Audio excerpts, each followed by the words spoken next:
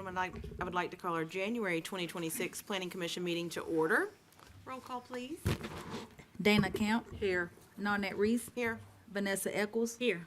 Jennifer Loveren, Here. Joseph Astrup, Bill Chancellor, Here. Jennifer Stevens, Here. Oscar Mosley, Here. Walker Davis. Here. Thank you. Before we start, I'd like to give a brief overview of the process. The commission will be presented with agenda items by the staff. A public hearing will be opened as appropriate by the item, and this will be the opportunity for you to address the commission about an agenda item at hand. We want everyone to be heard, and we do ask that you keep your time to 5 minutes and cover comments relevant to the case at hand. The public hearing is not a Q&A, so we may not go back and forth with you during public hearing, but we will, after the public hearing is closed, address all comments brought to our attention with additional questions from the council, from the commission. A representative, an applicant, and staff will then have the opportunity to answer and respond to those comments brought up, and the commission will vote based on the state and local laws and City Comprehensive Plan 2030.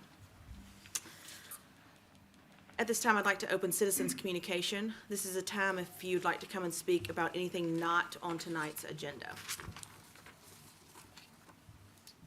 Seeing no one, we'll close citizens' communication, and we do have one old business item.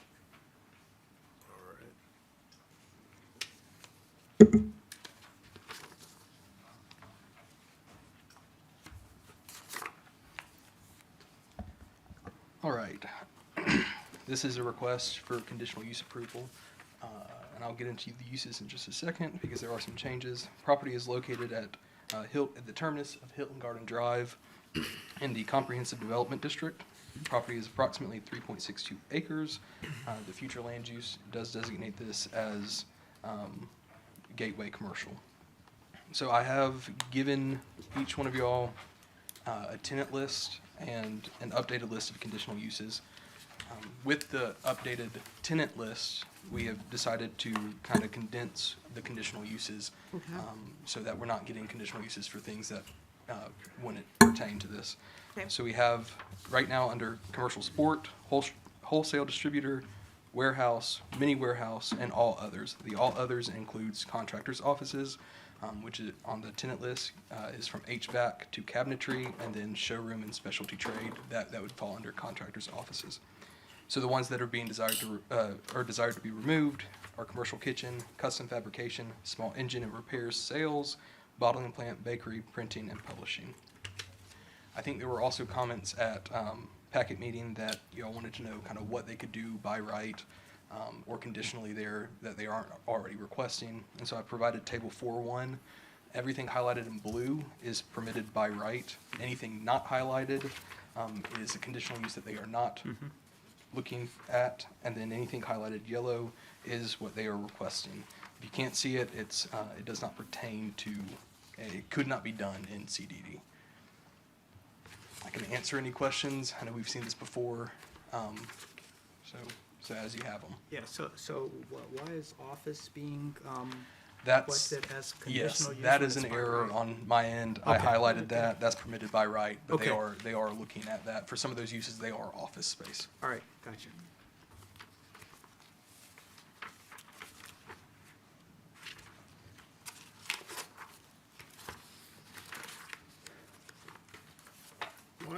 Why was what's the logic behind trying to remove the commercial kitchen, or the Commercial kitchen? commercial kitchen, yeah? Commercial kitchen was removed because none of the potential tenant lists fit commercial kitchen, the commercial kitchen use. So they're not expecting to have a commercial kitchen in there. Oh, okay, Yeah. all right. Right, I thought the same and wondered if it was power or water or something, so, okay. Right, okay. Okay. Thank you. This old business does require a public hearing. Yeah, I can't remember if I feel like we did have the public hearing, but if you guys want to reopen it, you guys are free to do that. Do I need a motion, or can I just open a I public? think you can just open the public hearing. It was advertised that it would be an open public hearing, right? Okay. So I will open a public hearing on this agenda item if anyone would like to come forward and speak about this conditional use.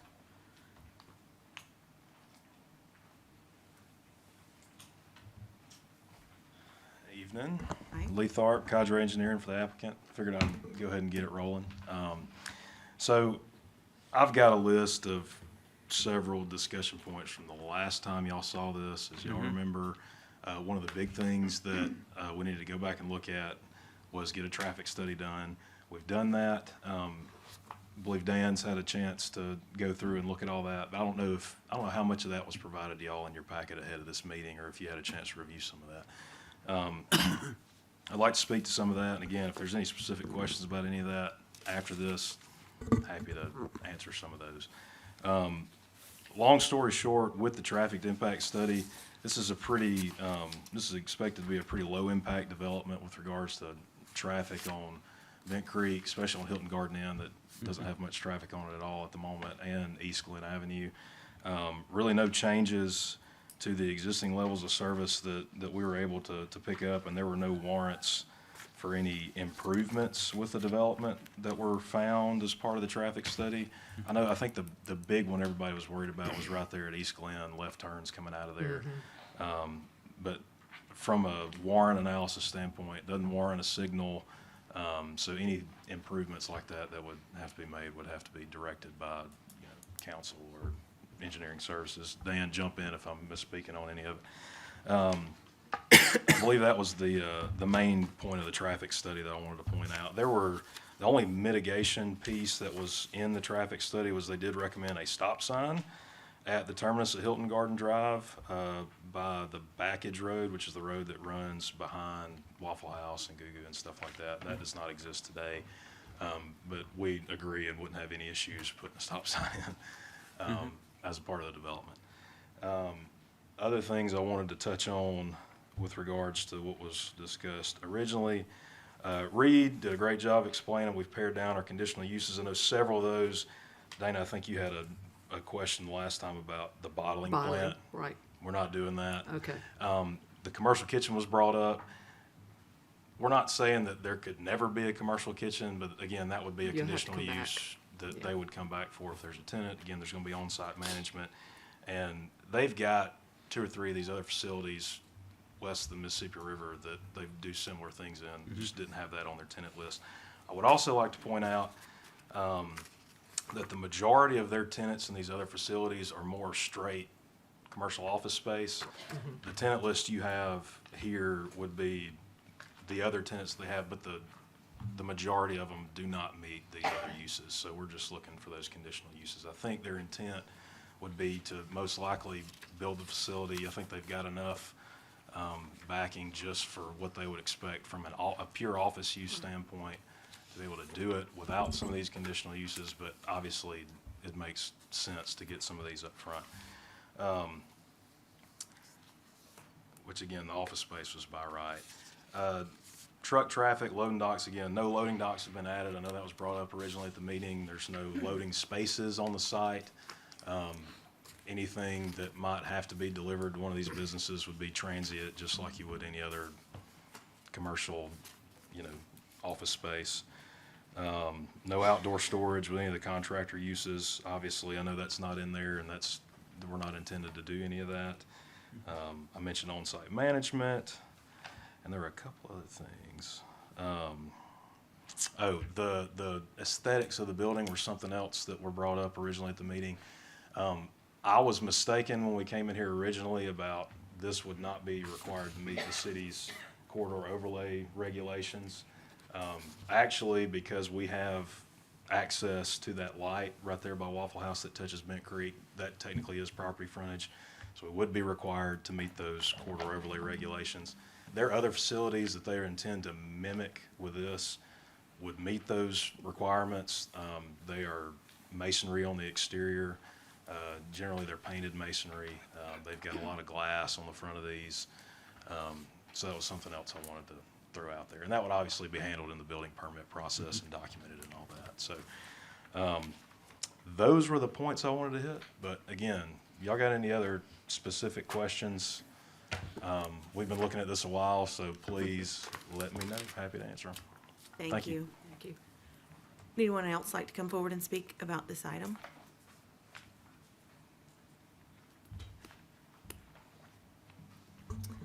Okay, seeing no one, we'll close the public hearing. Commissioners, comments? But just so I'm clear, the only traffic mitigation is the stop sign by the Waffle House?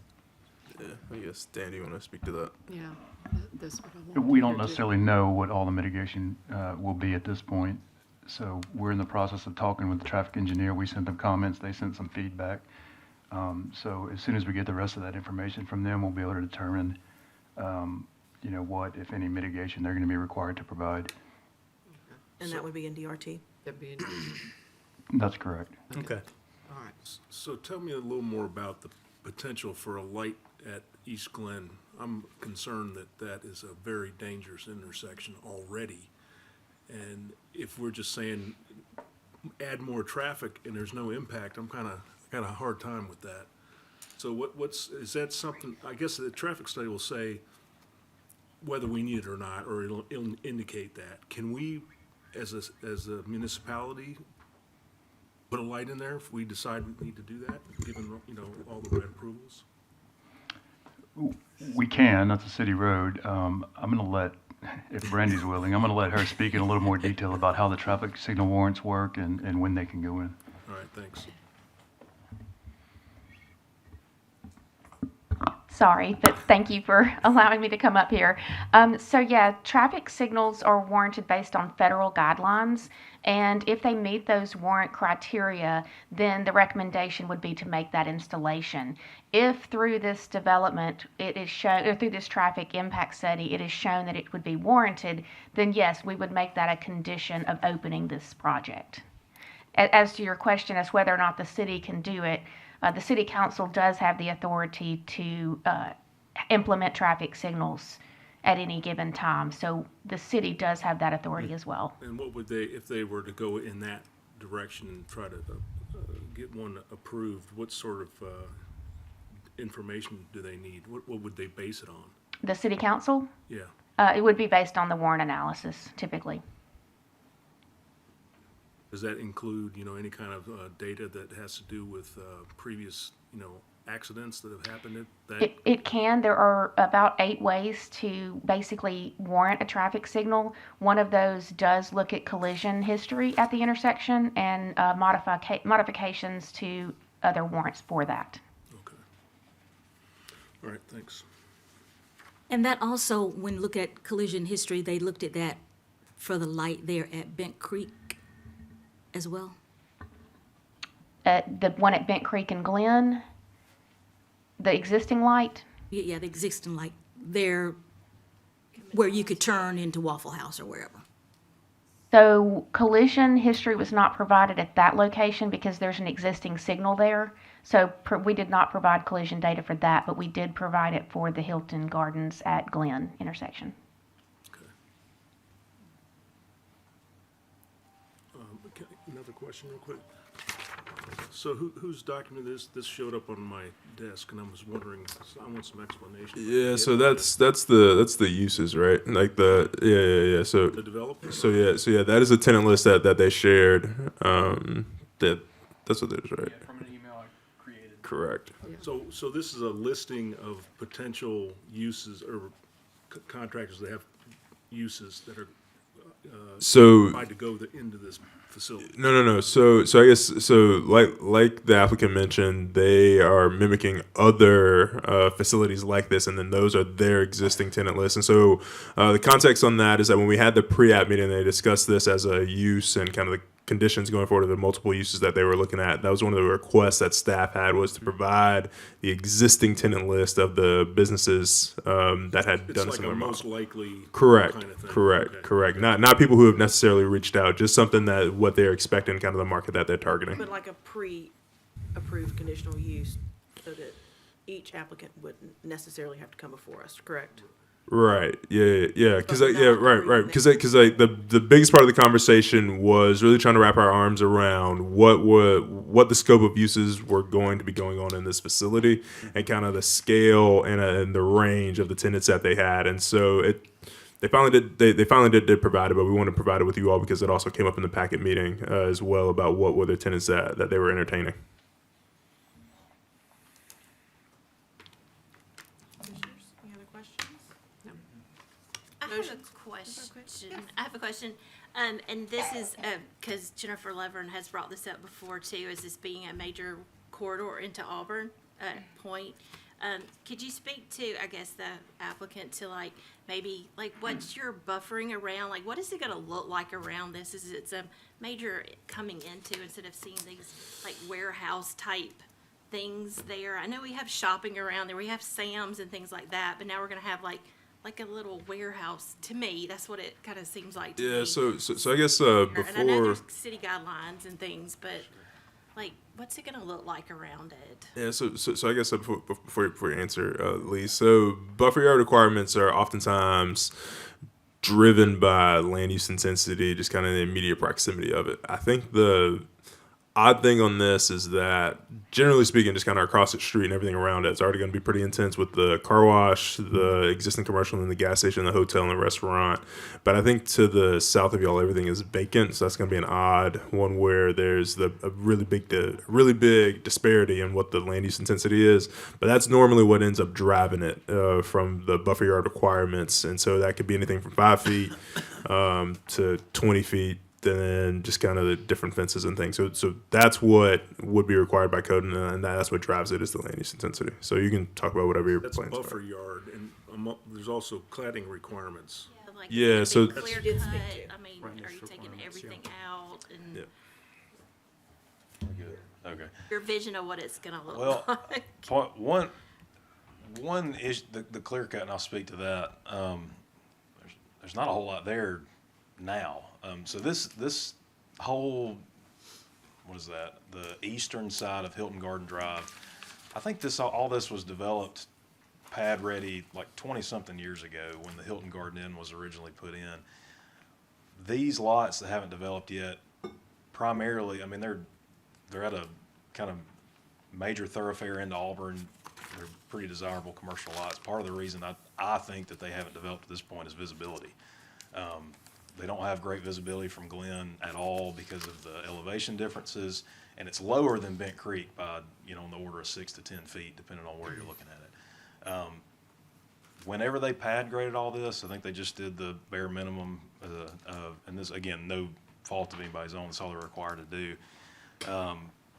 The minimum coverage requirements for stabilization after you grade a site, so they probably seeded it. And since then, it's pretty scrubby if you look over there. If there's any trees on it, they've been, it's probably some scrub pines that went in, just by accident over the years while that thing was growing up and kind of left vacant. With the development, we would probably mulch everything, clear and grub it. If you look at the site plan there, there's an outline around the entire development that also encompasses part of that backage road. We would clear for the most part, and all the buffers that we mentioned, that Justice mentioned, they'd have to meet all the city's ordinance for landscape requirements. So it's going to look a lot better than it does now from a landscaping perspective, because it's all going to be clean. It'll have a green perimeter, and again, we're going to meet whatever the buffer requirements are on the perimeter based on the land use intensity. As far as the warehouse look, one thing I'll say, the structure of these are going to be pre-engineered metal buildings. I know y'all are familiar with those. The cladding on the outside is not going to be the corrugated metal panel with the exposed fasteners and all that stuff. It's going to have CMU masonry on the outside, so block, but it's going to be an architectural block. It'll be a nice, clean look.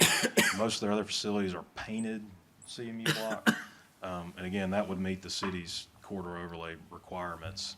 I think a lot of the stuff at Waffle House, y'all correct me if I'm wrong, it's been a little bit since I've been there, but I think Waffle House is like brick, like red brick, and I think they've got split face block on the bottom. It's not going to be red brick, but it'll be a similar masonry material on the outside. So we think it's going to be a nice, clean look. We've got some conceptual renderings of what it's going to be now. Again, this is a computer-generated model, so the blue would be more of like an architectural insulated metal panel. Other examples of that, not in color, but other examples of that might be the Leach Science Center on Auburn University's campus. It's a nice looking smooth panel. You're not looking at exposed fasteners. But the white, and it doesn't come through because of the scale, so you can't see the joints, but that would be concrete masonry. The roll-up doors that you're seeing are actually intended to be glass, so glazing. There's a lot of that going on in other markets. We've done several of them up in Birmingham, and they turn out, they look nice when they're done. So that's the intent. There's also interior landscaping, as you can see. We've got kind of some street trees up against the building and things like that. We're going to meet all the requirements of the ordinance. Does that help? I feel like I'm rambling, but Yeah. okay. Okay, Perfect. thank you. Yep. no problem. Any other questions for the applicant? Okay, thank you. I'll make a motion to approve CU 2025-052. Second. I have a motion and a second. All those in favor? Aye. Any opposed? Aye. Thank you. Nanette Reese. Oh, I thought you said do roll call. Oh, I just, you got Miss Lovern's. Okay, next is the consent agenda. We have approval of packet minutes for December and regular meeting minutes. Final plat Northgate subdivision, final plat Webster Road subdivision, and final plat Prosper at Plainsman Lake Phase 2. Move to approve consent agenda. Second. I have a motion and a second. All those in favor? Aye. Any opposed? Now, on to new business.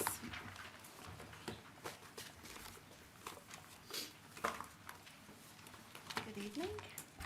This next request for you is a recommendation to City Council to rezone approximately 6 acres to Limited Development District. It's currently in the Rural Zoning District.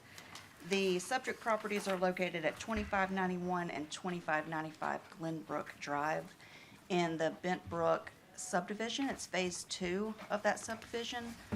Bent Brook Phase 1 was rezoned from rural to LDD in 2004. And then Phase 2 is a 4-lot subdivision. These lots at that time, this was 1 lot, and it was rezoned in 2018. The remaining 6 acres here, there are currently 2 homes constructed. The applicant is wishing to subdivide, let me move past these. This is just an illustration showing how they may subdivide it or how they would likely subdivide it. And the home would be constructed here on the western side of the lot. There's a large Alabama Power easement over on the eastern portion. Staff has no concerns with the request, considering the remaining property surrounding is LDD already. It's a practical rezoning request. I'm happy to answer any questions. Are they coming down the same flag lot? Road? They would share access from that flag, from that stem, yes. Coming off of They would not Moore's Mill. come off Moore's Mill, no.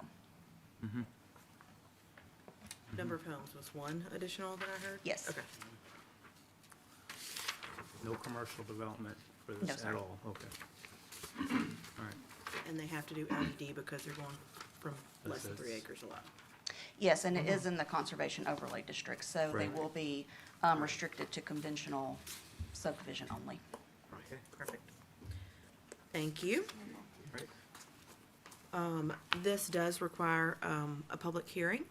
I'd like to open that at this time. If you have comments or questions about Benton Brook Phase 2, lots 51 and 52, please come forward. Good evening, ladies and gentlemen of the Planning Commission. My name is Timothy Slezak. I'm a resident and member of the board on the HOA of the Benton Brook neighborhood. Can you state your address, please? 2586 Glenbrook Drive. I'm roughly 3 houses down from the entrance of this proposed plan. I've gathered a collective information from a lot of the neighbors in the neighborhood who were unable to make it tonight, so I'm going to speak on behalf of everyone. I'm here tonight to formally voice our strong opposition to case RZ 2025-209, the proposed rezoning of the 6-acre property at 2595 Glenbrook Drive. We believe this rezoning for the rural to limited development district would be detrimental to our community for several critical reasons. First, the issue of traffic and safety. Our neighborhood, particularly in the cul-de-sac adjacent to this property, already has struggles with high volume of traffic. This creates daily congestion and, more importantly, a significant safety hazard. The rear driveway area is a common play space for our children and in the community. Increasing housing density here will inevitably increase traffic, posing a direct and unacceptable risk. Second, the degradation of our neighborhood's character and property values. We are deeply concerned that this rezoning will negatively alter the established character of our single-family neighborhood. This change is not in line with our current feel and design of the community and threatens to decrease the property values. Finally, I must bring up the applicant's history of a non-compliance within our community. The application for this rezoning by Michael and Annette Holt have documented history of failing to adhere to our neighborhood's covenantal requirements. This isn't just about a minor issue, it's about the fundamental disregard of the standards and for all the residents that abide and protect our collective investment in our community. I have sent a picture. I also have this showing the I guess I'm sorry. Can you just go to that exhibit? Yeah. So normally, like the reason that we force that we request people to send things, that we screen them, and then it was this whole thing. But this is the picture that you had up, right? Yes, sir. Yeah. There we go. All right. Thanks. Apologize for miscommunication. So as you look here, this image is surrounded by the center picture showing the established architectural styles of our neighborhood. Homes with traditional brick and stone that create a cohesive, harmonious community. In the center is the house that the applicants have built in the past. As you can see, it's modern, white, painted farmhouse style with stark contrast to every other home. I'm not going to disagree. I think it's a good-looking house, however, it doesn't match our neighborhood.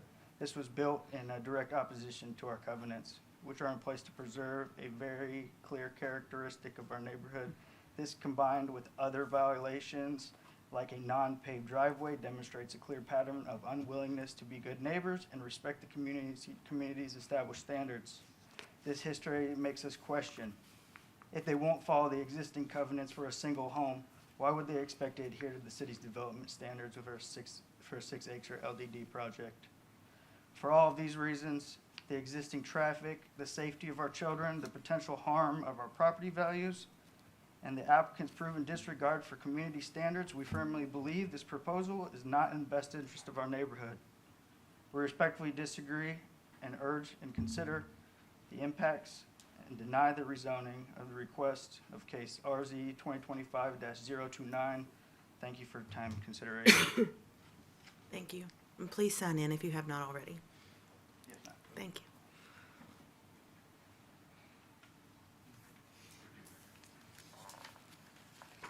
Hello. Good evening, everyone. Commission, fellow Auburn citizens. My name is Brandon Miller. We live in the Bentbrook neighborhood, 1105 Hunting Creek Court, Lot 44, which is adjacent to lots 51 and 52 that are requesting the rezoning of the LDD. This afternoon, I'd like to share why my family and my neighbors are passionately opposed to this rezoning. I'll just use 3 points because, I only got 5 minutes. Number one would be the quality of life for the homeowners adjacent to this property. They will be negatively affected. I mean, there's no way around that. Your first map didn't show it, but there is a house, the second house on lot 52. And if you could show my pictures. Yeah. So they're the next ones. Yeah. There we go. Yeah, here we go. Yep. So this is from my backyard. This is the house that they built with absolutely no regard to privacy. There's no privacy screening, as you can see. Zero. And this has directly affected our quality of life more ways than one. They decided to face this home directly towards the back of our home so we can literally see directly into their house. We can see directly into several rooms of this home from our living room, from our dining room, from my home office, and from our bedroom.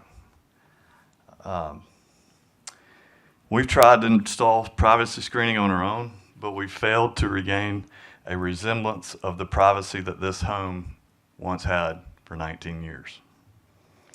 This home on Lot 52 is almost 4 years old, and still no privacy screening has been installed. We have endured a shocking lack of privacy due to this. It's absolutely shocking. This is all from the same property owners that are asking the right to develop more houses behind my neighbors who are good friends of mine. Number two, common sense. Voting yes to this rezoning would allow one property owner to negatively affect 5 adjacent property owners. It would assume one non-paved driveway for 3 or more houses, like you're asking. Yes, just one driveway. This could present unwanted and noisy traffic behind our home, and due to the fact that there is no berm, no barrier, or any privacy protection of any kind, this is going to compel existing homeowners to pay out of their pocket to ensure their quality of life and privacy isn't taken by a further development. Furthermore, we feel the city won't be able to service these houses. Trash can be picked up at these properties. Leaf and limb cannot service the properties. And, you know, if there was a fire, I'm not sure a fire truck could get back there. Rezoning could, in fact, be disastrous. Lastly, my third point, property value. As a board member, I am a board member of the Bent Brook Homeowners Association.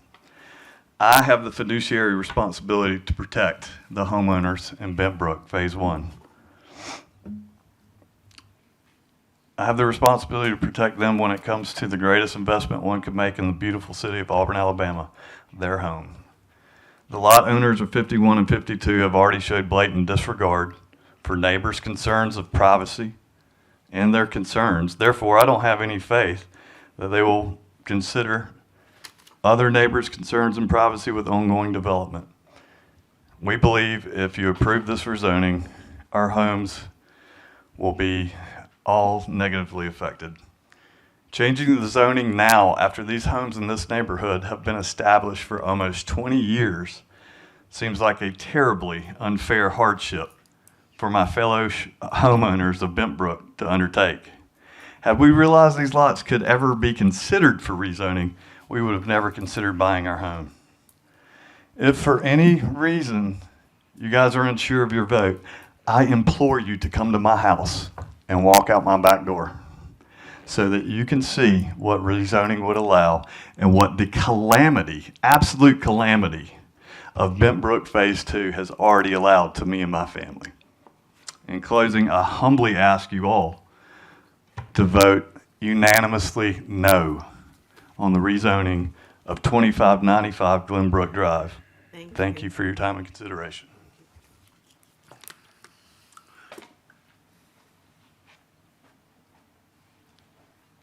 Anyone else like to come forward?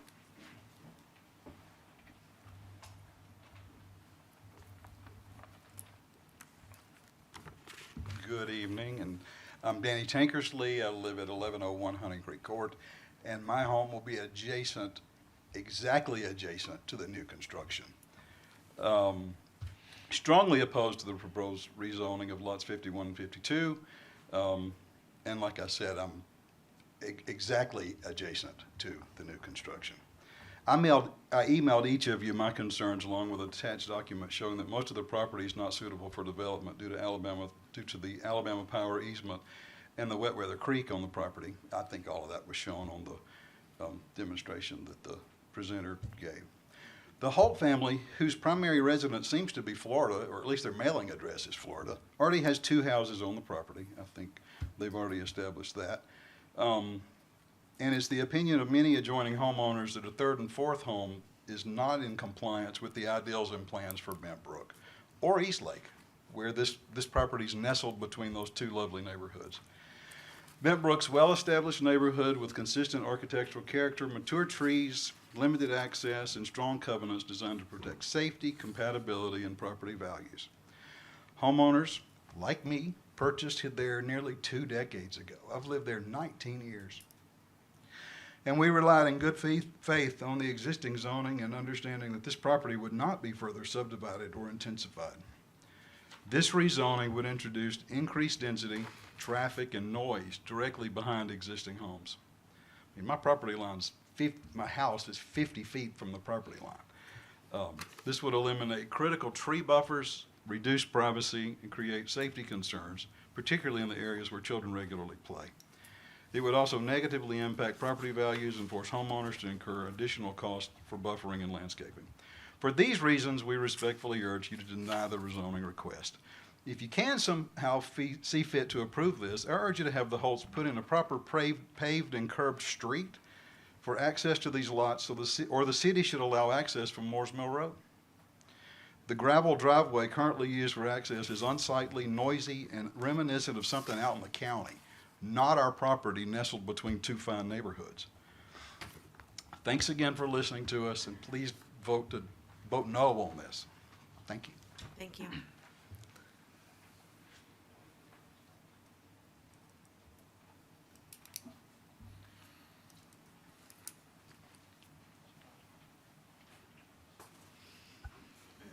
Good evening. I am Camille Wright. I live at 1101 Hunting Creek Court. You just heard from my husband, Danny Tankersley, and we live on Lot 45. Normally, I don't think it's appropriate for both a husband and a wife to speak, but in this case, we have different points that we want to make, and also, we're the ones that are being the most affected by this. So I want to urge you to formally and I want to let you know that I formally and emphatically oppose the rezoning to lots 51 and 52, as I said, are right adjacent to our home. And as you saw, Bentbrook neighborhood is a lovely neighborhood. It's quiet. There is a common architecture. You've seen that. I won't rehash that. But there is only one entrance into the Bentbrook neighborhood. There is no egress from any development that would be made onto the Bentbrook neighborhood drive other than going all the way down lot 51, all the way down lot 52, and then coming out on the far end. Bentbrook has a strong HOA, and these covenants strictly regulate, and they exist to preserve our neighborhood character, their compatibility, and frankly, our property values, as Brendan said. Homes sell very quickly and in increasing prices because it's a great place to live. My husband, as he said, purchased his property 19 years ago, and he purchased them with the assurance that the zones were in place, knowing what he was buying when he bought it. And so all the lots in Brentbrook, including lots 51 and 52, were sold with that clear understanding of zoning laws. Homeowners, like my husband, made that significant investment into their home, knowing that, when he bought, he knew that at most only one other home could be built on there. The homeowners of lot 51 and 52 knew this as well when they bought. So they had a clear understanding of what the zone was when they purchased. Changing that now violates his good faith in purchasing that home and his reasonable expectations that the zoning would remain. It's like, to me, changing rules in the middle of a game because one player wants to do that. If rezoning is approved and development is allowed behind our home, as they said, it will be immediate and severe. Construction and ongoing use would introduce persistent noise, literally just feet from our back door, and eliminating those mature trees, which really provides our only buffer from there to Moores Mill Road. And the traffic pattern there is increasing dramatically.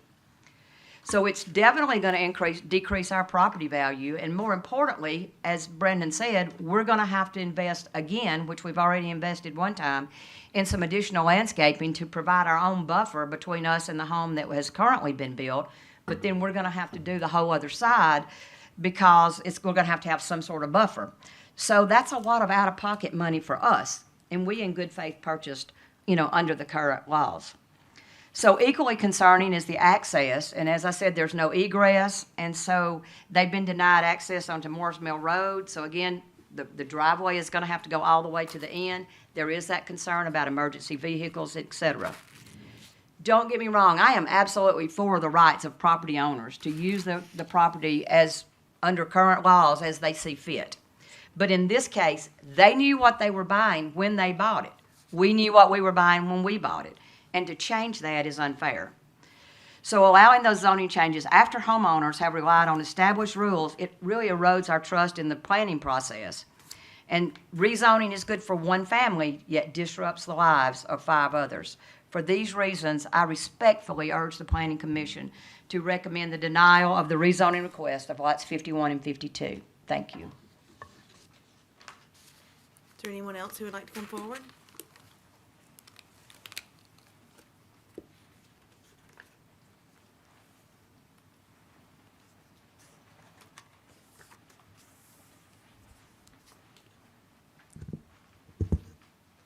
Good evening. My name's Todd Holt. This is my wife, Tony Holt. We're the applicants for this rezoning application. I'd really just like to emphasize. Your address, please. I'm sorry? Your address, please. Oh, our address is 2595 Glenbrook Drive. I'd really like to emphasize the 2 most relevant points for this rezoning. One is that we are simply asking to do what our neighbors just south of us recently did, and that's to rezone their rural to the LDD. Same exact, type of application. Secondly, we want to turn these lots into lots that are more consistent with 100% of the surrounding area. We're not asking to make it different than the area. We're actually wanting to turn it into lots that are more consistent with the existing area. I mean, everything, 100% of everything around these lots are LDD, so we just want this to be consistent LDD. Just to correct a couple of things that were said earlier, one about HOA violations. These lots are not part of Bentbrook HOA. These are separate, so there are no HOA violations because we're not part of the HOA. I almost feel like I needed to bring a character witness with me tonight. So, I wasn't happy when the lots below us were rezoned, but the fact is we're all very blessed to live in a wonderful city, a wonderful community, and people want to live here because of the great education and the fair property values and the climate's here. So houses are popping up everywhere. No one's ever happy when they can look out at their backyard and see green space and trees and beauty. No one's happy when that turns into a house. But in a community like this, it happens every single day. So I hate that they're disappointed with it, but it's simply just asking, the Planning Commission to do something that has consistently been done, and even recently in this contiguous area here, and turning these lots into something that's more consistent.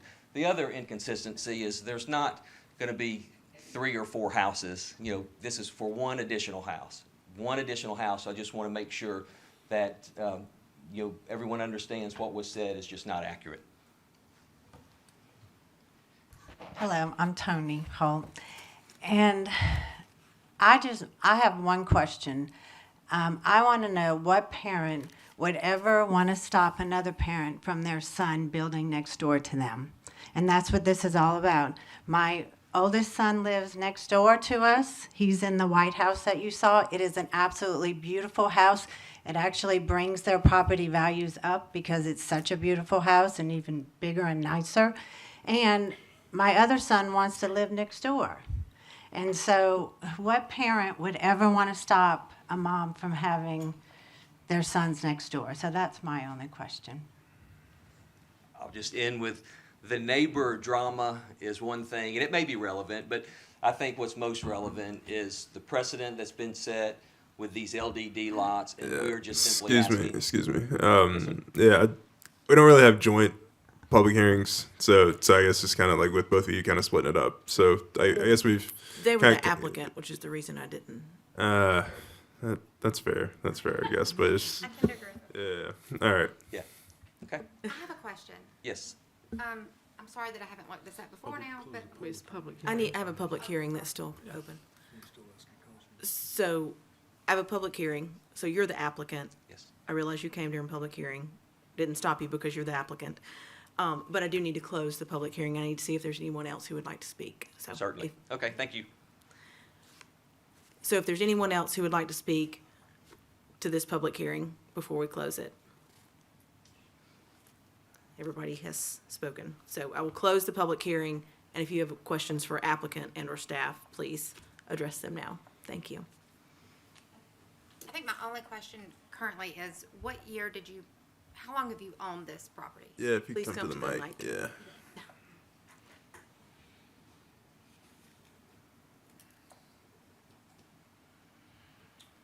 We purchased the first lot, it was probably 15 years ago, and then purchased the second lot behind it maybe a year or two after that, so maybe 13 years. The new house that's there, I think I heard someone say it's been there 4 years. It's been there 2 years. So it's, Which lot is that on, the new house? Is that 51 or 52? it's the one north. 51, Yes. okay. Okay, and your house is on 52? Yes, ma'am. That was the first lot you purchased? Correct. Okay. So, can I ask questions? So my question is this, so, the rules, zoning ordinance, allow for one house per 3 acres. This is a 6-acre property, so, what's the, rationale behind, changing the zoning to LDD? To put one additional home on that back lot. And you cannot do that with the current zoning that we have in place? If we can, No. I'd love to know, it'd be It's easy, not- but it'd be it's less my than understanding 3 that we acres. cannot, It'd be and less that's than why 3. we're asking for. So, It's less than 3, okay, got it. where is, because we don't have a map that shows us, where is the second lot, the other lot going to be on that? No, yeah, it's this one. Yeah, it's this one right here. Oh, okay. This is lot 51. Yeah. The current house. And so I guess kind of if you back out of this, like go to the prox map, I guess. Yes. Yes, Yeah. That's better. Yeah, go to the. All right. All right. So subdivision regulations require street frontage for all the things, and so for all the lots, and so the northern lot has frontage from Moore's Mill, but cannot take access from Moore's Mill just because Right. it's arterial. Right.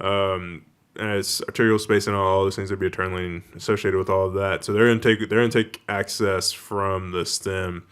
And I guess kind of the required frontage on the stem for everybody, it's different on cul-de-sacs than it is just on straight streets. And so for the minimum lot frontage that you need on a cul-de-sac is 25 feet versus normally, like, you'd need like 70, just kind of depending on the zoning district of performance or neighborhood conservation. And so even though they'll be able to take frontage off of this and be a legally compliant lot, they will have to take actual access from the actual stem. And then I guess to speak to some of the concerns that some folks have had around fire access and emergency services and those things, when we actually process the administrative plat, those will be things that we'll address then.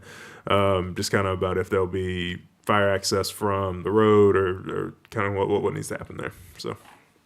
Can I say that there has no been any problems at all with like the UPS or FedEx, or they go straight back there. They actually like it because they can have a little turnaround. So there's been no problem with access. And also the fact that little children are back there. There are no children. My little grandson, who's 2, is the only child back there. So I don't know why they're saying there's issues with children playing back there, because we are the That's only not- ones that's on not their in our driveway. purview to- No, that's- Jennifer, Mr. Glover, did you ask your question? I'm sorry. Yes, thank you. I must have missed it. Questions for applicant, commissioners? Yeah. So that we can get them. Tell me why this is not in the HOA. It was this plot of land, the 4 lots. Michael Dilworth did this development and purchased the initial Bent Brook first and then added these 4 lots afterwards, and they were never put into the same official HOA or the same official development. And I'm not a home builder, so I don't build these homes. Michael Dilworth, would, if we're approved and we can build another house there, Michael Dilworth would build it, and he's got a really good And that's reputation. not, I mean, but, I mean. HOA them is being an not in our HOA is- purview at all. That is a civil Right, matter. exactly. We have nothing that we Right. can do anything about on that. That Got has to go to civil court. So there's nothing that we can do here with that. So it has surrounding LDD and it has, the request is what we're focused on, is to rezone from rural to LDD. And So- that's just to be consistent with 100% of the land that is contiguous to this. What's the density in LDD? Performance can go up to 4. I think it's 4, and then conventional is like 2. 2 dwelling units an acre. So This has got an overlay, so that's, It does have doesn't it? yeah, it does. And so yep, and so that was a pretty big sticking point. The reason that we had the pre-app meeting. So pretty much with the conservation overlay district, it's restricted on lot size if you cannot have sewer, and so then you can drop down in lot size if the lot does have sewer. And so even though all of these, like East Lake and all these, are quarter-acre lots, that is possible because of the conservation under conservation overlay they have sewer. Thank y'all. Y'all can be seated. Okay, thank you. Yeah. so Yeah. by right, then, should this be approved and, as LDD, what's the maximum number of dwellings that can go here with that conservation overlay? Yeah, no, they'd only be able to do one more, pretty much. Yeah. One additional to the one they're already. Yeah, correct. And so I know that's one of the things that we normally talk about, that conservation overlay district like restricts, and then oftentimes conservation overlay is in places where there is no sewer, like further down, kind of on the other side of Society Hill, where the minimum is 3 acres, and especially then it also being in the watershed. With this being in the watershed and having sewer, it allows them to go even smaller and kind of be contiguous. And so that's how East Lake and Benton Brook have achieved that in the overlay, and that's a direct result of having sewer. It's one of the few places. There's a couple places in town like where this is a thing, where the conservation overlay and sewer allow those residents to realize smaller lot sizes than the traditional 3 acre or the 1.5 acres. Okay, any other questions? Motions, comments? I'll move to approve case RZ 2025-029 Benton Brook Phase 2. Second. I have a motion and a second. All those in favor? Aye. Any opposed? Motion carries. Thank you.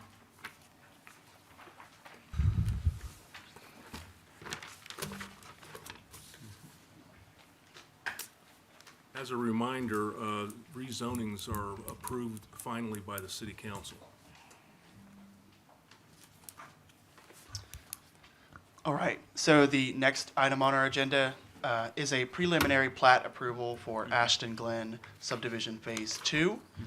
The applicant is requesting. Please. Sorry. Excuse me. We'll just wait and let everybody kind of get out the door. Thank you. Please continue. Gotcha. So the applicant is requesting preliminary plat approval of an 11-lot performance subdivision, 10 single-family detached lots, 1 open space lot. The general location of this is at Watercrest Boulevard and Highway 280. As you can see the proximity map, this is Ashton Glen subdivision Phase 1 down below, and then here's the second phase, which the preliminary plat is for approval.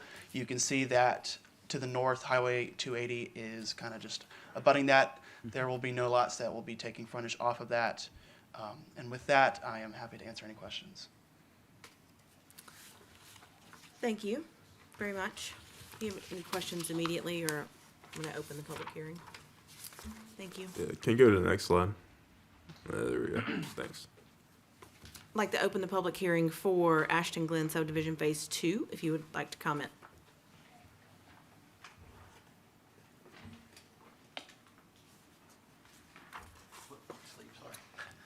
John Laprousse. I live at 2358 Annandale Lane, that abuts the question properly. I had a question about, there's going to be one lot that is open space, and I couldn't tell from the map which one that was. Can somebody help me with that? We will answer that once the public hearing's closed. Yes. Okay. So I really wanted to,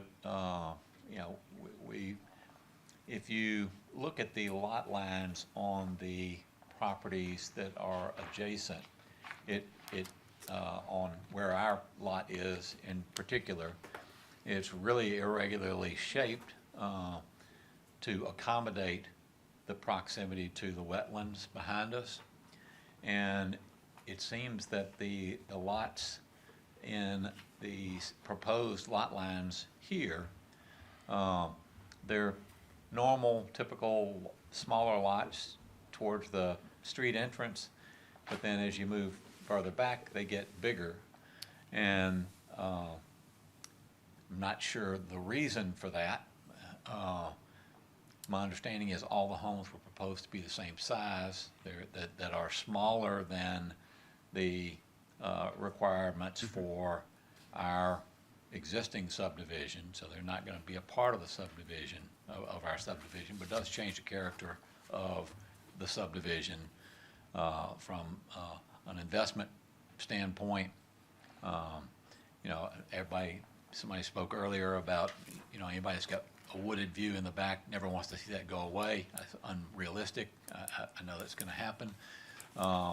It doesn't strike me that they're trying to get that, but some of the lots appear to extend into the wetlands, the gray, dark gray areas there, and which we were not allowed to do. All of the lots on our side are odd shaped because we could not encroach on the wetlands. So I'm wondering if we are planning to destroy that section of the wetlands, and obviously I'd be against that. And for that reason alone, I'd request that you guys vote this down until a lot plan is provided that, you know, is enforcing the same restrictions that the original neighborhood did to avoid wetlands.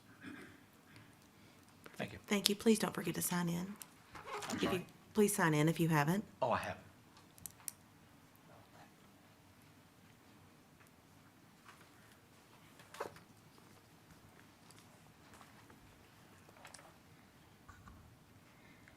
Good evening, everyone.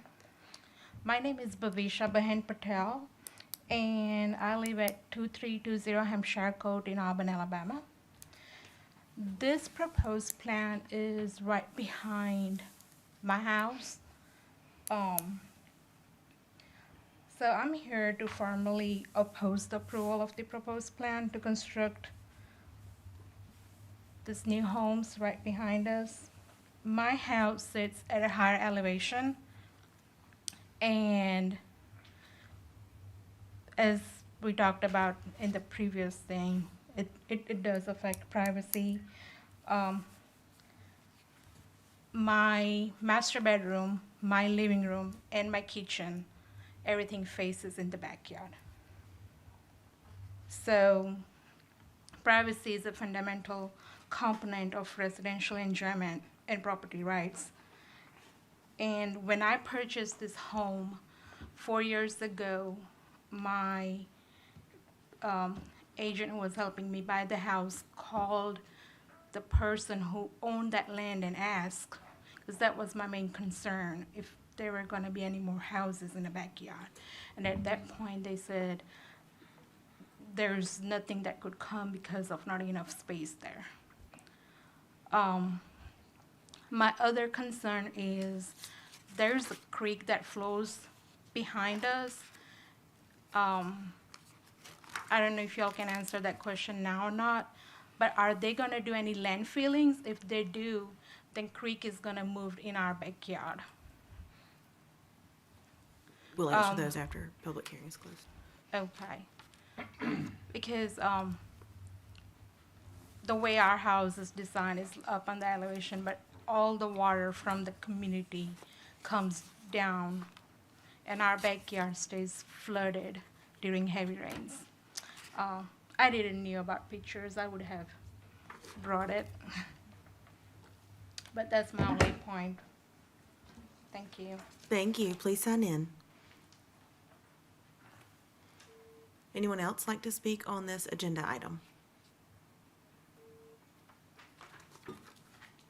Okay, seeing no one, I'll close the public hearing. If we can get the answers about open space and the wetlands. Yeah, I think some of the design questions I think the applicant can speak to. And then also about the distinction here between wetlands and floodplains. He says that's one of the major distinctions here. And then I'll talk about performance residential stuff afterwards. Perfect. Thank Brett you. Basquin with the Foresight Group. The open space lot is 32. It's the lot that separates these Can you lots show them? Okay. from the other lots. There's concern about privacy. That's about 110 feet wide minimum. That is a stream. There's stream buffers, so we don't plan on, there's stream buffers and all that stuff. So there's going to be a lot of vegetation that separates these properties. I can't think of, there's wetlands and streams on the property. They've been delineated, and we'll work within the confines of what we're allowed to do within the city of Auburn and through the Army Corps of Engineers in regards for that. So, these lots meet the minimum requirements for a plat in the city of Auburn in this zoning. I'll just remind you, this is CDD zoning. So, permitted by right are townhomes as well. So we're doing single family. It's going to be the same builder who's building the stuff out there that are pretty nice looking homes right now. So happy to answer any The questions. lot layouts are just engineering, it's just what you had to do based on topography, block, and all that sort of Yeah, stuff, and right? house size and setbacks and all that kind of stuff. I mean, the open space allows us to do a performance. It gives us flexibility in regards to setbacks and stuff like that. But that's part of the way our ordinance works. Yeah, and I guess kind of the thing that Brett didn't touch on, but this isn't floodplain like it is like across the street. And so just the thing that he mentioned was stream buffers, and so there are things that you can't build inside the stream buffer, and so that's what's actually delineated on the plat. There won't be any filling or anything, kind of like the applicant or like the lady mentioned in the public hearing. But the lot sizes, lot design, everything kind of like Brett mentioned. Byproduct of CDD, byproduct of the performance zoning. The open space is a requirement if you're going to realize the 9.5 dwelling units an acre, and so that is provided. And then the lot size is not being compliant with the lot size is not being akin to some of the other ones in the general area. Like I said, with it being performance, the minimum lot size for performance zoning is 5,000 square feet. So anything above that does comply. And so with things like this, like I said, just kind of in this area, with it being CDD, oftentimes you'll see the open space dedicated, and then that way they can realize that from lot sizes and kind of meet. I think the other thing about the configuration of just kind of staying out of the wetlands from a design standpoint, that's really just kind of up to the applicant, something that they choose to do. Wetlands and floodplain are inherently different. If you have floodplain on your property, then there's consequences associated with that, with flood insurance. Wetlands is not the same thing. These are just stream buffers that are platted on the plat that they can't put a structure in, kind of deal. So just different. Thank you. Commissioners, do you have any questions, comments, or motions? I'll make a motion to approve case PP 2025-045. Second. Motion in several seconds. All those in favor? Aye. Any opposed? Thank you.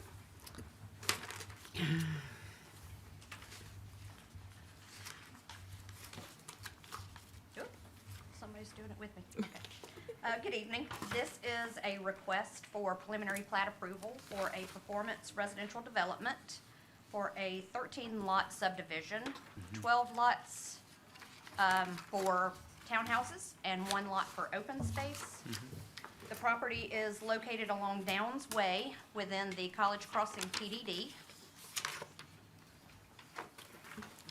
And this is the plat. The parcel currently is 1.26 acres, and they will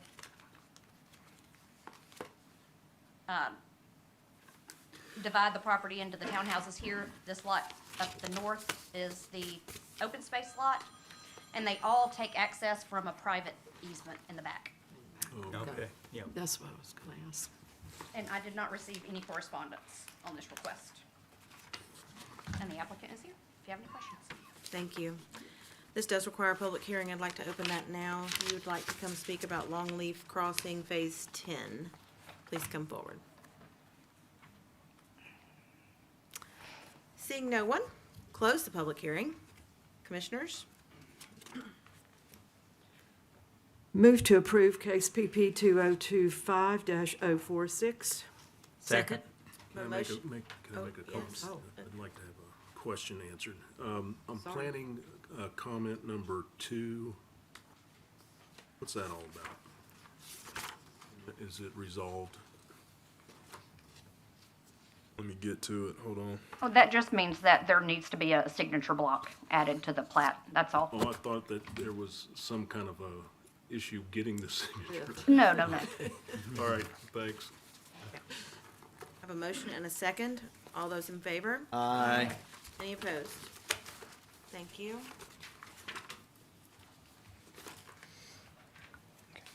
This is a request for preliminary approval of 168 lot performance residential development, 98 single family, 67 townhomes, and 10 open space lots. The property is located at the corner of Bud Black Road and West Farmville Road in the Preserve PDD. This was previously phase 10 of the Preserve PDD. There is 21% open space, which is consistent with the required for each individual phase of a PDD, and it is the layout is generally consistent with the master development plan of the preserve. There are a significant amount of comments. If they were to be addressed, it would meet the requirements for a preliminary approval. Thank you. I have a message. Mr. Are we? Yeah, so yeah, I guess the applicant was here. I guess he wanted to speak either during the public hearing or probably before the public hearing, just kind of about the excessive about the comments on the in the staff report. So Applicant?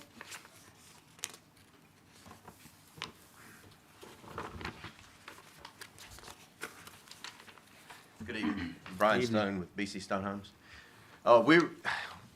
Justice and I, we talked about this and decided that it'd be best to go ahead and let the public hearing, go tonight and where we could hear any comments, concerns anybody had and address them. I mean, the plat will not materially change, and I think the plat, most of it's already been adjusted, and I don't know if it's been sent back yet or not, but it should be adjusted. But we requested this be tabled, but we just thought we'd go ahead and have the public hearing tonight since the notices were already given and all that. And, while I'm here, I can just kind of give a brief overview of what we plan to do. We have 28 estate lots off of Bud Black. They're all 1 acre or greater. We're not going to mass grade that neighborhood, that section of the neighborhood. There are 63 called a little smaller, more conventional, single-family detached lots behind Autumn Ridge. Those were actually graded in the early 2000s by the landowner. So, the tone and everything's kind of been graded to the way it's currently laid out, and it's consistent with his prior PDD approval. And then we have 67 townhomes between there along the single-family detached on the east and the estate lot neighborhood on the right, that we're trying to separate them all with green space.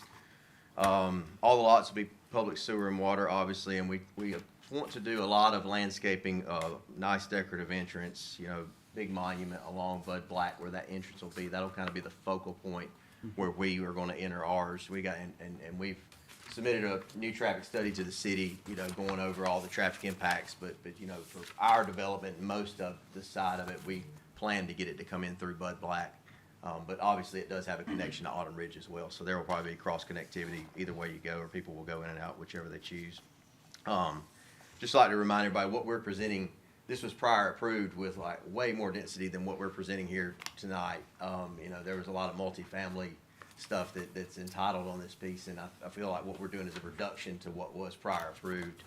But again, like I said, I just want to speak and hear any public comments they may have so we can adjust for the next meeting, and we request this be tabled. Is that an order that can move forward? yeah, that's fine. So And then table? yeah. Okay. Yeah. It completely up to y'all if y'all decided y'all just want to table and not have the public hearing, or if y'all want to give people the opportunity to speak. Because I think the concern was just if there were any comments or questions that the neighbors had, that way they could get them addressed in the next month, and then come back. They didn't want to find out something that was kind of detrimental at the next public hearing kind of deal. Right, I agree. If there are people here who've been notified, we're not gonna open the public hearing for you. So if you are here to speak on Bud Black and West Farmville, I'll open that public hearing now, if you'd like to come forward.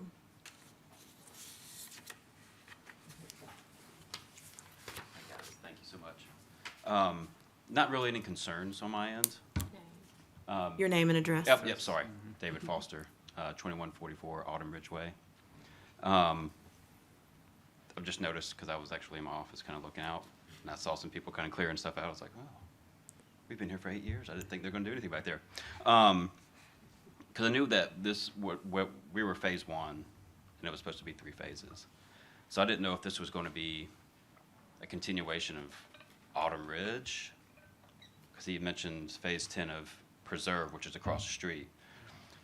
There's 2 entrances coming in. So there's one at the cul-de-sac at the end, but there's also another entrance further down Autumn Ridge that comes behind our house, which you can kind of see where it kind of cuts off and goes back. So I guess my questions were, and I guess he may have answered this, I didn't know if, I was going to ask if this was going to be a continuation of Autumn Ridge as far as the phases, and if so, was there going to be clubhouse? Because we were under the impression when we bought our house that this is going to be phase 1 of 3, clubhouse, pool, and all that stuff. Well, that got cut off. Kind of moving forward, if that is the case, is there going to be HOA involved? Because currently we don't have an HOA. I know that's, I don't think that's any part of you guys. So yeah, So that's what you're doing. Another concern too, is we've been there for 8 years, and we didn't think that anything was going to be developed back there because there's big separation. And I just didn't think anything was going to be back. We have buried our dog back behind our fence, which is, I guess, at this point probably going to be part of the property of one of these yards. So I didn't know what the thing is to do with the remains if I had to move them. Just a concern, I'm not concerned with this whole idea of growing out here. And that's, I guess, traffic too, since Farmville is very, just one way both ways. Adding a whole bunch of traffic coming, I know there's going to be a lot more building out this way. Have the infrastructure been addressed? Because I know that we got schools and stuff out there that doesn't have a turn lane. My son goes to Woodland Pines, so you can't turn left to go down Donahue. So that's been an issue, and I think they're kind of working on that, but that's probably going to be 2027, 2028 when that happens. Is there plans to extend and widen Farmville Road for the traffic that's coming? Those are my main concerns, really, is the logistics, and then the phases of the neighborhood, since there is 2 entrances coming in from Autumn Ridge, and then an entrance coming in from Bud Black, and it does look like an entrance coming in from Farmville as well. Okay, That's it. thank you. Thank Please you. sign in. Anyone else like to speak tonight?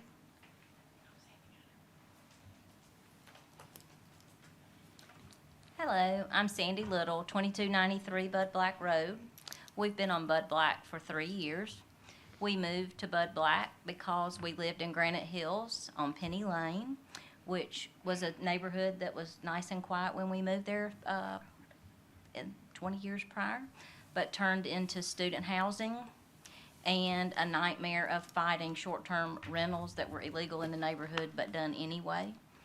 I have a strong fear of having spent a significant amount of money to remove myself so that I didn't become a nuisance to those around me into a neighborhood that I wouldn't have those same problems to be faced with. I am concerned with the large number of houses on the small square footage of lots. think it's interesting that in Auburn, we are now speaking in square feet instead of acre plots. 7,000 square feet, 3,000 square feet, that's scary when you're required to have 3 to 3.5 acres and can't have 2 driveways on your lot. You can only have 1 driveway, and now you're going to be faced with having your property face. My front door will literally look into this neighborhood. Having heard the other constituents speak about no buffers, I'm glad to hear that they're planning for significant buffers, but how do we ensure that those things are in place so that our homes that we have spent significant amount of money and, you know, haven't paid the whole mortgage out yet, we're still paying for these things. How are we going to maintain the integrity of those types of lots? Happy to have people out there understand the plight of many people trying to find affordable homes, which require smaller lots and smaller houses. We have a 27-year-old who's facing that herself. We're not trying to say we don't want people there, but we do want to protect our home and protect the safety of our home and the serenity that we paid for. Right? We paid for a significant amount of wooded area and serenity. And I'm afraid, my home is the first home on the road. I've nearly been hit by a car pulling out of my driveway multiple times as it is with the few homes that have been added on our street. And the building that is taking place on the, I don't know the road down the other end, but you know what I'm talking down. There's a lot of traffic that's increased in those 3 years. Our water pressure, I've spoken to our friends at the city a little bit about that. It has a little lackluster.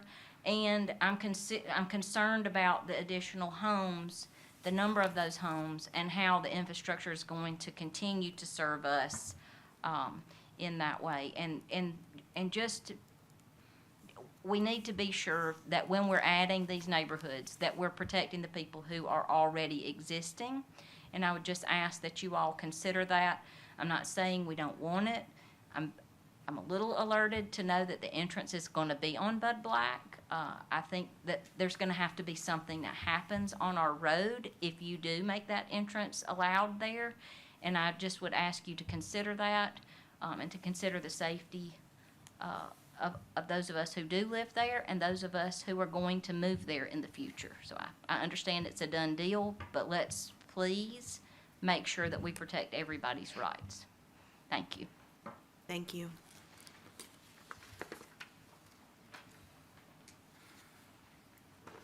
Good evening. Good evening. My name is Michelle Tucker. I live at 2410 Bud Black Road.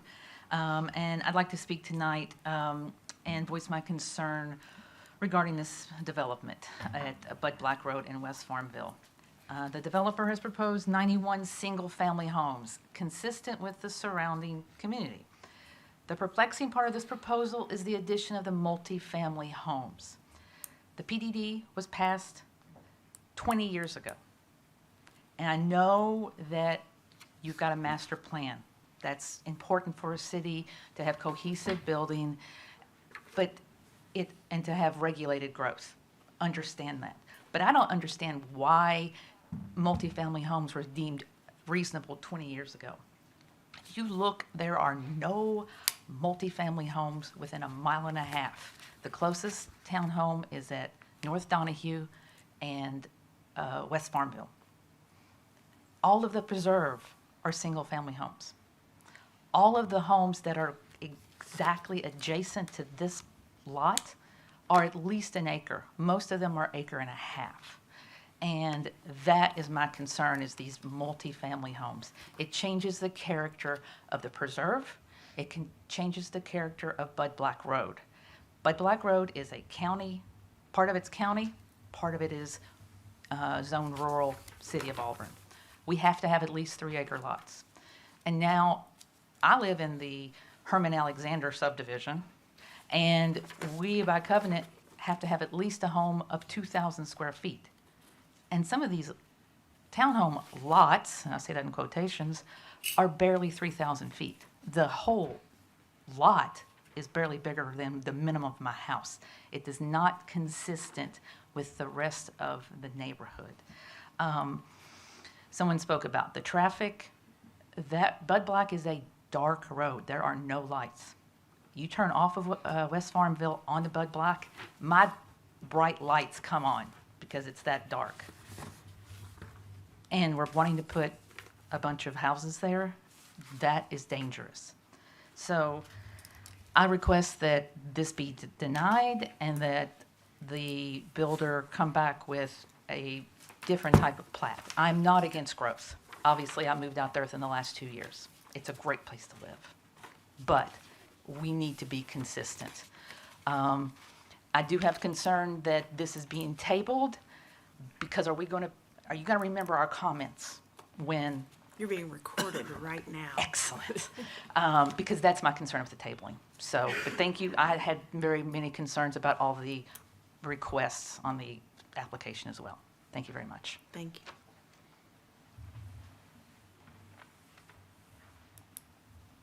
Hi, I'm Mayor Rogers Cantrell. I'm 2313 Bud Black. We've been there 2 years. We have 4 generations on that lot. All of Bud Black is 3 to 5 acres. We are, Sandy's the first lot, we're the second lot. Michelle, the one that just spoke, is the third lot. All of that traffic will be right there. If anybody has any kids that are at Woodland Pines or you have to go through that traffic, our infrastructure is not set up right now to handle any of that. We cannot handle any more houses there. We're all educators that just spoke, so we get right to the point. Traffic's an issue. We need infrastructure. The 3 to 5 acres is what we all have, so townhouses do not match. They don't go with aesthetics. People want to be there. We get that. We're not opposed to that. But just make sure that it matches what we're doing out there. That's all I got. Thank you. Thank you. Did you sign in? Yes.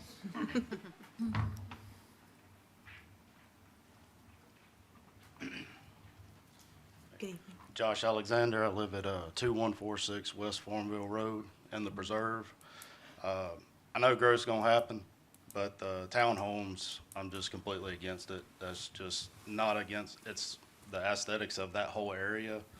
The road in Farmville, my house is pretty much at the entrance of Autumn Ridge, and I'm like the 4th one down, but the road, the traffic is awful in the mornings. When I go and drop my daughter off at Woodland Pines and then try to get to work at Pumphrey, it's about 50 minutes to get down there because there's no left turn at the red light to get down Donahue. So, I mean, the red light will go through 4 or 5 times before you're able to actually turn. But yeah, I don't think it's set up for the townhomes. I think we tried to, somebody tried to do that in the preserve with the townhomes last year or the year before, and I think they actually shut it down and actually had to redo those lots, if I'm not mistaken. I could be completely wrong, but my neighbor James that lives at the end of our cul-de-sac, they tried to put them down there past him, and I don't know. I just don't think it's right to put the townhomes down there. I think they need to be redone for actual homes. That's what I got. Thank you. Anyone else?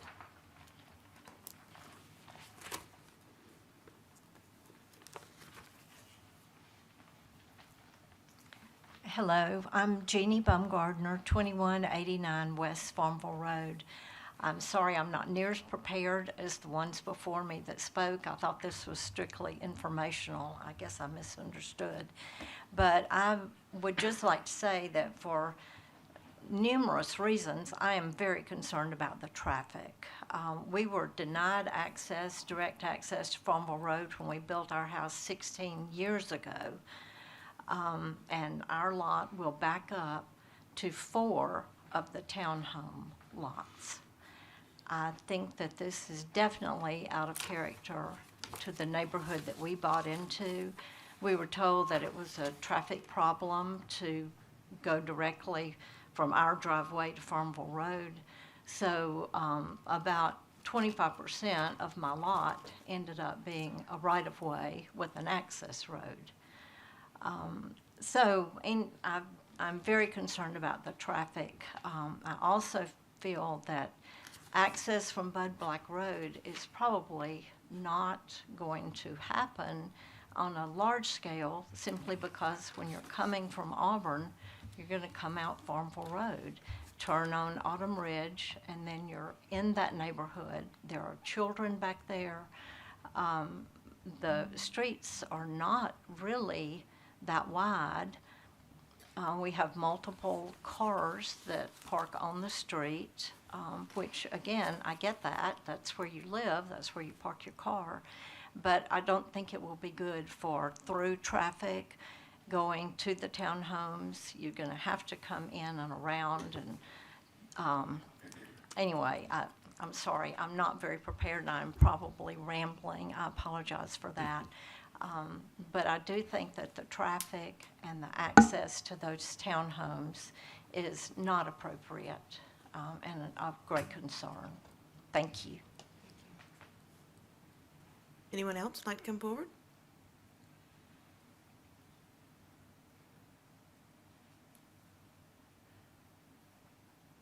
Seeing no one, we'll close the public hearing and table it. Do you have all the information that you need? Yes, and so I guess since some people had some direct questions just kind of around traffic and I think the townhomes, I'll speak to those, just kind of where we're at with it, and then kind of preliminary plats, things that are up for review, things that are kind of up for discussion. So appreciate everybody's comments just kind of on traffic. So preliminary plats are the place to talk about traffic, not really rezonings. So traffic study, like the applicant mentioned, has been submitted. There's a lot of scrutiny placed on ingress egress, and then also just kind of about the infrastructure of kind of the Donahue, Farmville, Bud Black corridor. All of that is kind of tied into a development agreement that is not that's not under the purview of the Planning Commission, but that is kind of associated with the larger area, all the homes going on up there. So that has been taken into consideration. I guess after I'm done speaking, I'll kind of flip this to engineering. That way, kind of talk about where the improvements lie, just kind of in the capital improvement plan of just kind of what the future of that corridor is. But I guess as far as the PDD being approved over 20 years ago, so when the applicant spoke, when he did mention that this could be much denser, I think they were approved for about 400 lots in this same area. That's double. It is a lot, and so the addition of townhomes is not a deviation from that. So if there were a deviation from the PDD amendment, they would need to apply for a PDD amendment associated with that. And so this was approved with a slew of quadplexes, and quadplexes at the time were synonymous with townhomes. Townhomes and quadplexes being treated as synonymous. When they added the townhomes and kind of pivoted away from quadplexes, it was treated as the same. And so this was approved, like I said, over 20 years ago, and with it being a preliminary plat, it's not a conditional use that they're asking for. It is a use that was granted to them under the PDD. And so I think that is a great question. Why was all of this density allowed out there? And I think a lot of people at the city asked that, and that is why we have an operable boundary now. That is why we have a lot of scrutiny on not allowing these massive developments on the edge of town where there is no infrastructure in between that development and where city services and resources are, things like schools, grocery stores, etc. And so that is a reason for a lot of the modern planning practices and metrics that we do use now to deny a lot of these things out of the gate. But these things were approved. These property rights were given to these property owners, and they are, like he said, are entitled to another 400 lots if they wanted to, provided they can meet all of water pressure and things like the thing that you mentioned.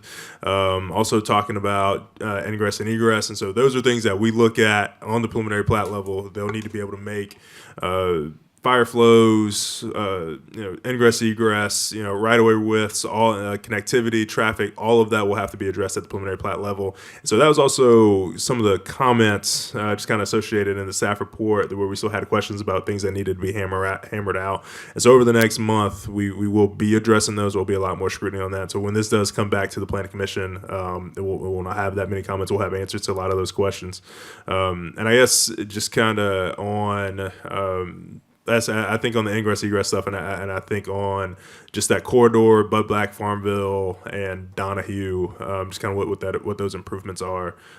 Did y'all want to just kind of lightly touch on that, or just I kind of? also have a question about, with the multi-entrance, is there decel and acel lanes at individual entrances, whether on Farmville or Bud Black required? We actually got the revised traffic study for this yesterday. Was that today? Today, actually. So we haven't looked at it yet, but I think I mentioned in packet meeting that there were some revisions to the original submittal they had where they showed, they originally showed an access on Farmville. They removed that, so this one, you mentioned multiple access points. I mean, there's just the one existing now for Autumn Ridge. Okay. And then there would be one more Bud on Black. Bud Black from this development. Yeah, and those are gonna be looked at, or they are looked at in the traffic study, so we'll be going through that Okay, so we are a little preliminary. a little bit for Right, this okay. specific development, yeah. Okay. I mean, there are still some improvements to be made on Farmville associated with development agreements that are tied to the other parts of the preserve that are, being built out currently. And then, as you probably know, there's some capital improvement projects for North Donahue, that kind of in two phases. So phase one's around 90% right now on the design, and that'll be the first to go out and go into construction up to the bridge. Okay. I think to the bridge, and then from the To the bridge up to bridge, north. to the bridge, yeah, and then the second From the phase. bridge to Donahue will be a phase two that'll happen Bridge to Farmville, a couple of years after that. bridge to Farmville. It's Bridge to Farmville, later, yes. Yeah. Right.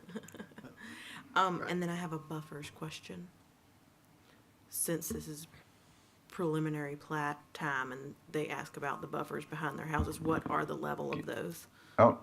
Since we're on infrastructure, I do want to add Okay. too, there are long-term plans for improvements at at Miss James and Farmville Road in addition to additional widening along Farmville Road. So that's been in the long-range plans. Yeah, so then on the buffers, so like we talked about, buffers are a direct result of land use intensity. And so the land use intensity difference between a single family house and a single family house, they're identical. But I mean, if they wanted to ask the developer and talk with them about, hey, I would like a fence or I would like something on the property, that is something they can work out with the developer. Just kind of on our end, our regulations would not require that, just like I said, from single family house to single family house. Is the townhouse backing up to a single family house the same thing? I guess that's probably something that we could look at, but I guess kind of everything kind of being a part of the PDD, that wouldn't really make sense to kind of buffer things within the same PDD from one another, where there's like kind of similar uses. And so I think once again, that might be something where they need to kind of directly kind of approach the developer about what their intent is, just kind of with that.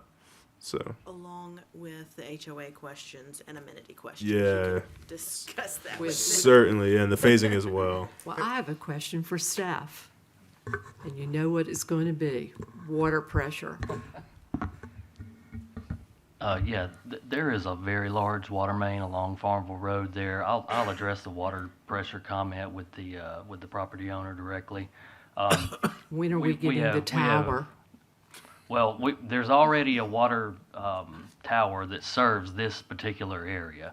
The other tower that you're speaking to is under design currently. Okay, good. I do have a question also about traffic. That was a concern mainly of a lot of people. Yes. And indeed, Farmville Road is not the road, has quite a bit more traffic than it did 20 years ago when this project was originally conceived. The townhomes adds a lot of density and a lot more density. And so how does traffic now constrict this development? Can that, if we find that traffic is just, to me, Farmville is nuts. I think it's a little intense now. Yeah, so, and I think there are plenty of people who would agree with you. I think there are also traffic studies that back that up as well. Yeah. And so I guess kind of how those, traffic constricting things is really just more of when we get the plats in and like we get the traffic study, people are required to make those offsite improvements. And then it's either they're gonna make the offsite improvements or they aren't, and then they're not going to realize the development essentially. And so I think kind of on the grade, and I think everything kind of along that corridor, just with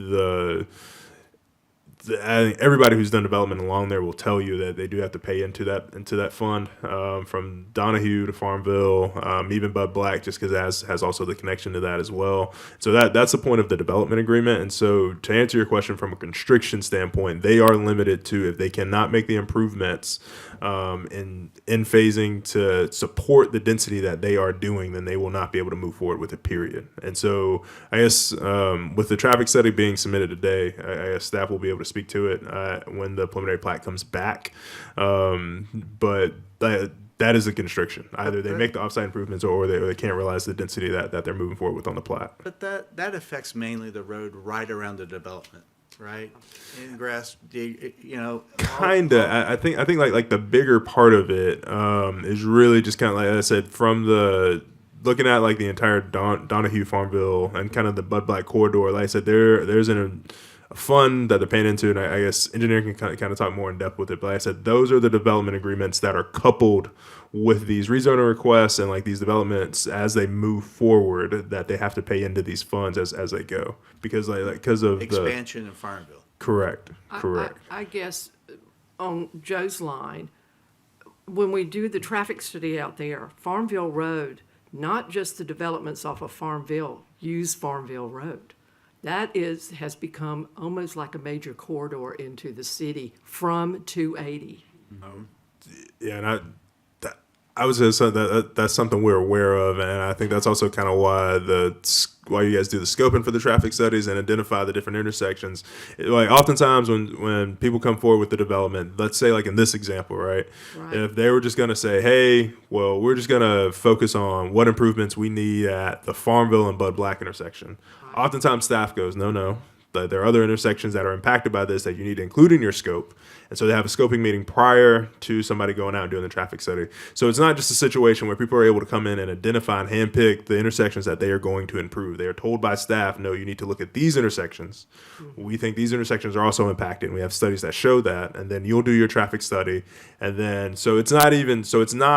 the traffic study is not just going to speak to the intersections in the immediate proximity of the development. The traffic study will speak to the scope that was given to them by staff that is oftentimes in places like this where it's intersections like along the corridor that are also going to be impacted.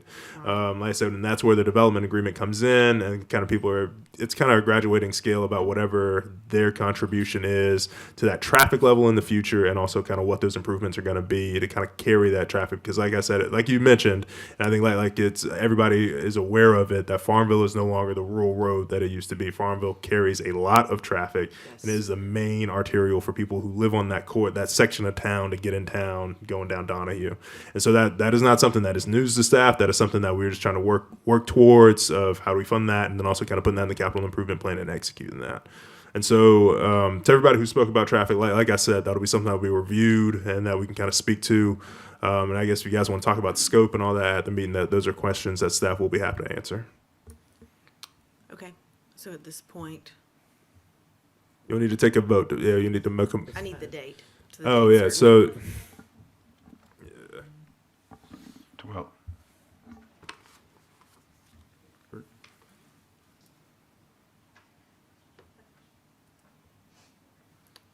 Yeah, so February 12th, yeah, so a motion to the table to February 12th. Need to postpone to date certain. Postpone Yeah, to there we date go. certain is the motion I need, February 12th. Okay, I'll make a motion to postpone to date certain of February 12th, 2026. Can't remember what it is now. Give me just a second. The preliminary plat, PP 2025-047. Second. I have a motion and a second. All those in favor? Aye. Any opposed? Thank you.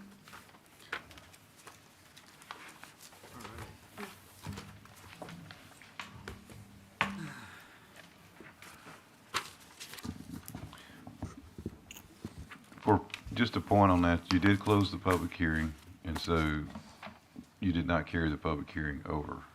So you could open it, but that would have to be a specific action by the commission. Great. No, you can open it at the February. Yes. I'll let everybody get out, and then I'll give an overview real quick.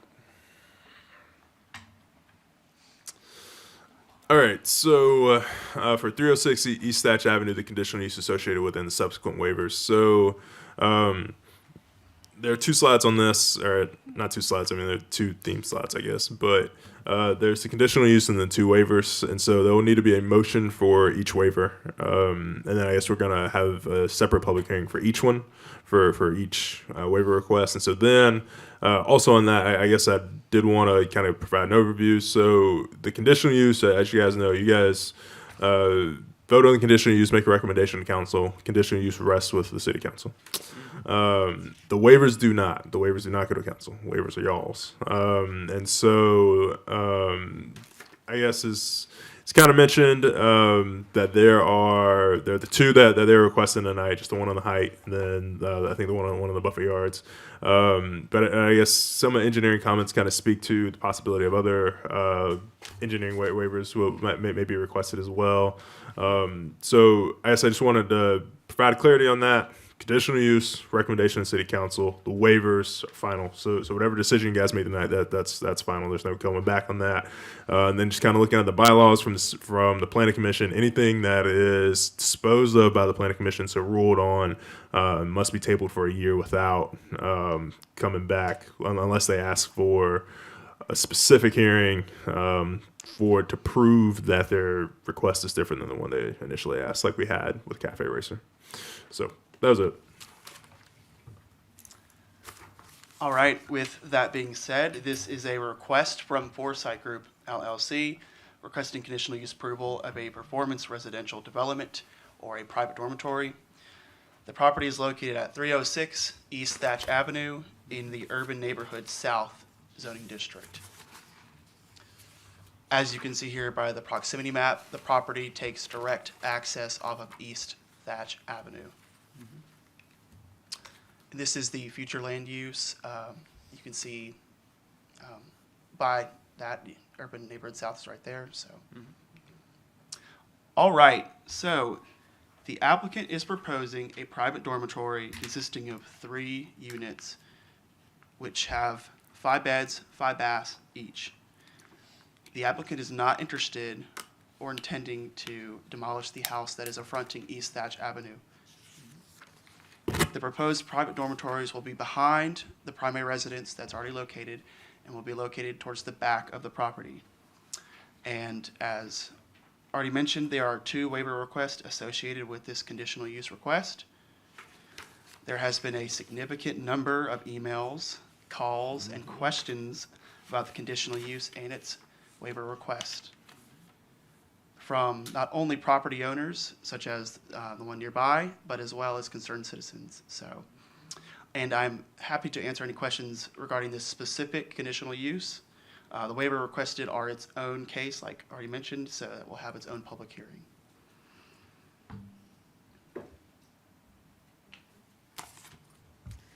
Okay. This does require a public hearing. So I'll open the public hearing at this time.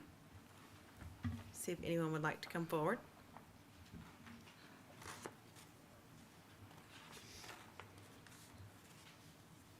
Seeing no one, I'll close the public hearing. Questions for the applicant and or staff? Yes. Brett Basquin with the Foresight Group representing the applicant. So in this zoning, multifamily is permitted by right. We wouldn't need to be before you. The use we're asking for is purpose-built student housing, or to be able to have it referenced as private dormitory, which essentially allows us to do 5 bedrooms, 5 bath, and it's just whether or not our public to private space inside each unit is greater or less than 50%. When the common space inside the unit is greater than 50%, in the city's eyes, it's marked as market rate and it's multi-unit. When the private space, so bedrooms, bathrooms, and the private space is greater than 50%, then it's considered private dormitory. So the use of apartments or adding another building on here is permitted by right. The question is, can we do it as purpose-built as 5-bedroom, 5-bath with the public to private. The goal, as you can see, was this old house is we were trying to keep the character and try to keep this house without demolishing this house. So the existing house is a 5-bedroom, 3-bath house that is proposed to stay there. If you can see the way that this property currently takes access, if you go to the next picture. Go to the next one. The driveway currently is a driveway that goes to the back of the property, and the parking is located in the rear. There's a gravel drive with gravel parking in the back. That big tree on your right, the big oak there, that's pretty much our property line. If you scroll down one more. So our house, this existing house, is almost 20 feet off the property line. It's a good ways off the property line. The existing vegetation that's there, what you can't see or you probably can see through there, is the fence is right. The fence is on our side of that vegetation. That Okay, I see it. vegetation is on the other side of the house's line of that fence. But that fence, if you scroll down some more, if you look at the exhibit, the fence is like, at the greatest, is like 6 foot off the property line, and and about 4 feet in the other areas. My point to you is if we have to move this fence to the property line for this buffer, we're gonna be knocking out all the vegetation. But if you go back to the original picture, if we put the fence on the property line, this property owner can no longer, go all the way to the first one. This property owner won't be able to get around his house to our side because their house is literally on the property line, the little bump out that was added. If you scroll down one more, you can kind of see right there, right? If you go to the next one down, you can see where they have a garbage can. See the garbage can between the house and the, so I'm just trying to give you reference on proximity there.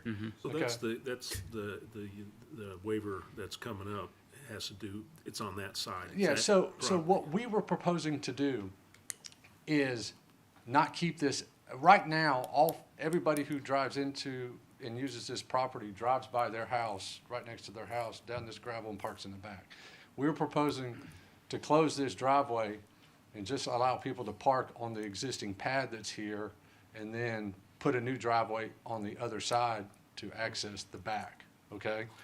And like I said, you know, we're here for the use and 2 variances. The current site plan that you have shown, that we have shown, is showing 3 new units in the back, right? Right. That allows us to get pretty close to the maximum density allowed in beds per acre that's allowed in this area, in this zoning. Well, And it's a lot less than what's allowed. yeah, it's less, yes, it's less. We're not maxing all the way out, but you're I getting, think we're trying to have I'm sorry, I'm Drew Goodner, I'm the property owner. We're looking to have 20 beds, and I Total. think permitted by right is closer to 36, something like that. correct. And so, this is, I guess the request is, Justice talked about that as packet meeting, that's why I kind of wanted to address it, was, we're asking for the use, and we're having 2 waivers. Right. The 2 waivers are, 1, first floor height, right? This is in the downtown neighboring district where the first floor has to be 15 feet. Right. Okay, we are not going to be on the street. This proposed building is in the back there, okay? It's about a 4-foot elevation. There's a 4-foot elevation, as you saw in those photos. The house sits up. The other part of that is if you, in the infinite wisdom of when this was done, when we made first floor height 15 feet, if you go 3 stories, it kicks you to another fire category. And you have to have a larger fire access road to your facility. And so there's more extreme. So if we can stay at 12-foot first floor height and go with the other minimums on second and third, we can keep the eve height under 30 feet and prevent from having to provide a 26-foot wide driveway back there for a fire truck to get back there. So that's one. The second one is the encroachment into the landscape strip in the back for parking. And so So the waiver's not on, No, I know that, but I know that, but I'm just explaining to you, I think I gotta explain it to you in a package, just so you get I'm the tracking, I'm whole tracking. realm. Yeah, I'm tracking. So we have, and that house only goes to about the back of where the existing house and deck coming off comes back to. Behind it shifts to another property, which is true multifamily, which is the normal apartment complex that's behind this. So we back up to an apartment complex. And so I'm saying all that to you is because Justice at Packet meeting was saying, look, you're putting a lot on here. If you lost one, if you reduce the density to by one unit, you probably wouldn't need the waiver, right? And that's what he said. So what I'm telling you is what we're asking for is the use. So there's really like 4 options for you guys. You can approve it with both waivers, right? And we build what's on the plan here, okay?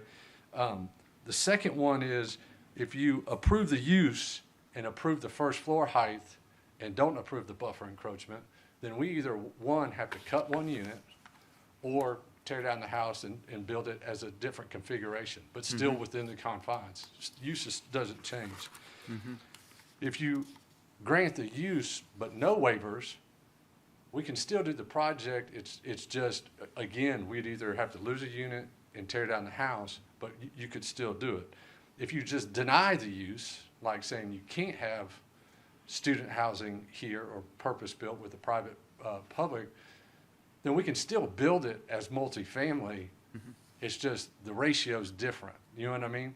And so I just wanted to make sure that like those are the 4 potential options that can happen. It's going to redevelop, but Drew's biggest thing when he contacted me was, I really want this existing house. Every time I've done a development downtown, I'm always in the paper and people complaining about taking down these nice old homes, you know? So I want this to be a situation where you guys get to make that decision and I can put you guys in the paper instead of me. All right? So, but I mean, the whole goal here is to save this house and still for him to maximize the use on his property. So be happy to answer any questions you I guys need for a that, Drew. little more information on the buffer and how that changes this. Yeah. So my point I to know you. that's the next thing, but right now I'm Yeah, I having all understand. the information. So if You're asking, you're asking, The buffer waiver, what, What it changes. because you waiver. just told me that you have 6 more feet technically that No, you no, could no. use. I still have to meet, We've there's got a the 15 15-foot foot. buffer. Gotcha, There's a okay. proposed buffer. I mean, if It's we not on redevelop this, it changes that buffer. Now, I don't know in the existing condition, you know, I guess because it's just a single family house, there's technically no buffering between house and house, and so their drive goes through there. You know what I mean? And my whole point in saying that is if we were able to do this, between the 2 houses, we're cutting off the driveway between there, and we'd be able to plant that to buffer standards. The only part where we're encroaching in it is in the back corner, back rear corner back here is the only place that we're encroaching into it with new parking that's there. You know what I mean? we think it negatively. I'm there. I I'm met with with the you. Olsons. I bought this in 2019 from Miss Emmeline Fagan. Her dad built it and had been in their family since the 20s.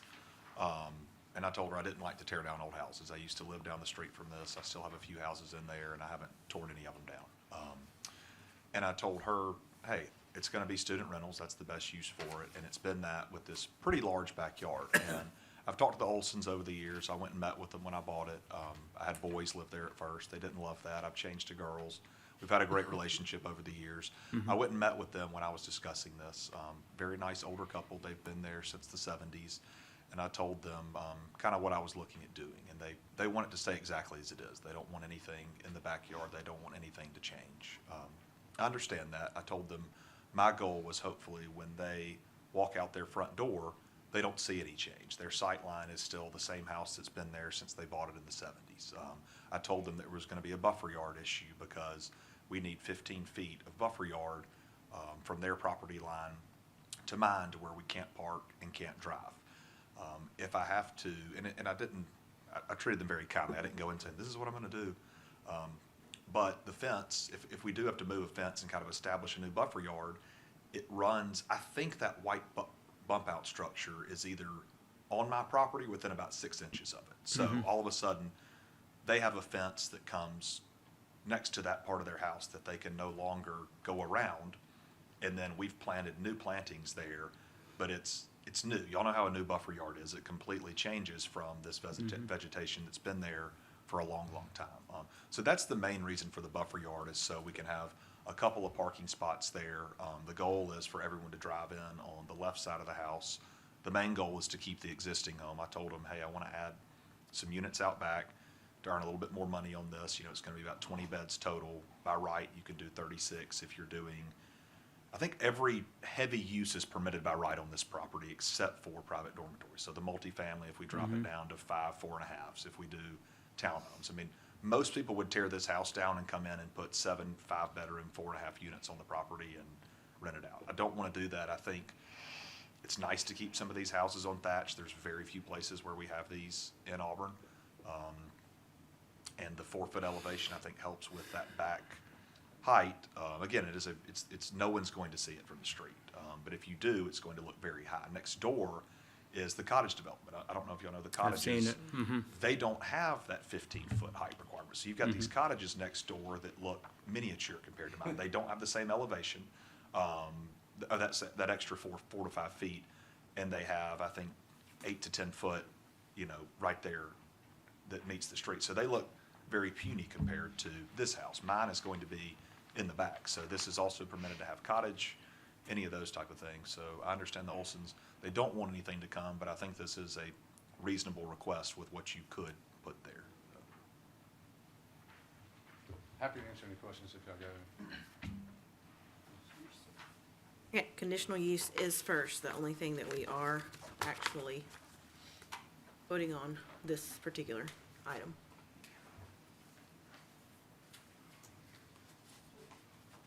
Any questions, motions? Yes, so, well, Oh. can we go back to the? Okay. I have a little bit of an issue. Like, whoa. There you go, it's back up. Yeah, if you can go to the layout with the parking. That one, yeah. So, Yes. so the notion here is that these cars are going to come in from the side, park in front of these units, and then you have those two others that are adjacent to the side buffer yard, if you will, if I have the layout correct. And they're not going to actually use the existing driveway that we just showed. They are not, they are. This They are is not. parking for the house. Okay, On the okay, house. that's This is parking for the house, okay. On I'm the with you now. bottom of the house is the new in and out for all of these back in the back. Okay, Is that enough parking spaces? Yeah, There was more than, what is it, 1.1, Yeah. or is it? Yeah. There's 5 It's per 1.1. unit. Yeah, so I guess it's all in the site data table. I don't know if the resolution's there to see it. I think one of the things that I do probably want to point out. Yeah, right. Let's say this whole thing were to redevelop, or just like in general, right? We wouldn't allow parking to be visible from the streets. That's like another thing that I guess is kind of being lost in this, and I guess maintaining the house and on all that, but I guess kind of that's the thing of like where it's just kind of striking a middle of like where there are new requirements, but then where they're also kind of taking advantage of existing curb cuts, wood pave. Like I said, that would be a requirement of any new development. Any new development or any of these corridors would not be able to have parking on the street. And I think that's kind of one of the tenets of just kind of a lot of the older places in town, especially just kind of downtown. You got the cars all parking on the street, just kind of all Right. near the sidewalk and everything. But that is one of the things I did want to point out. That would not be allowed under redevelopment. But like I said, it's because of an existing curb cut that they don't necessarily have to give up. But if there were to be redevelopment, that is something that would not be allowed. So the parking on the top part of the property that they're getting rid of that driveway, but they're gonna keep that curb cut. Yeah, I mean, That's what wouldn't be allowed? yeah. So I guess like that. That's if they were to redo the whole thing. So I guess that's like. That's one of the nuances of like the development that people do. So when you have an existing curb cut, you can keep it. We don't make you close it. But I guess on the driveway spacing, Dan would have to speak to that, just kind of on East Thatch and kind of add in another one without losing this one. But even just kind of moving forward and kind of adding the parking for this, like I said, from a redevelopment standpoint, that's not something we would allow. And so I guess like, and it's also interesting because they're not subdividing this, right? And so if they're subdividing it, then like rights are then attached to one property, but these are the same property, but part of it's redeveloping. So then does all of it have to comply? Does all of it not have to comply? Yeah. So I mean, there's a weird strike and balance there, kind of on our end, on the staff side, and I generally speaking, I'm pretty appreciative of kind of approaching things that make sense for the kind of least invasive kind of thing. But I do want to point that out. That would be from the driveway spacing to then also kind of maintaining parking in the front, which really kind of flies in the face of kind of some of the redevelopment that we do push for of not allowing that. Right. And just so I'm clear, the requirement is there's 15 bedrooms and it's supposed to be 15 spaces? No, no. So I guess it's I think it's like 1.1, and I guess at the 1.1 per bedroom. Yeah, and so 20, so it'd be like 22. It'd be 22 additional parking spaces essentially. Like what they'd have to add. All right. So I guess if you guys had any questions for the applicant, to kind of, you guys can ask them. And I think it does come down to, again, trying to keep that same structure. I don't know if y'all spend much time on Thatch. I live around the corner. I walk there all the time. But if you could even pull the street view, but most parking on Thatch is in front of the houses. If you tear something down, like you said, you do have to come back. If you go past the cottage development, there's a house there. There's 4 cars that park in front of that. You go to the house next to that, there's 5 cars that park in front of that. You come back up across the street from this, it's Right, yeah. commercial that is owned, that parking's in front of that. So it's not abnormal. I do understand the requirement for kind of future goals with it. But there's currently, that's where tenants park. So it's not like there's going to be a change. It's just there are a couple of spots there, and we're hoping to cut that driveway, which I think would reduce the amount of kind of noise and issues that the neighbor has to deal with, instead of kind of traffic coming back and forth. But if you get rid of the house, you have to get rid of that driveway and use the other one. You could only have one driveway. Is that what you're saying?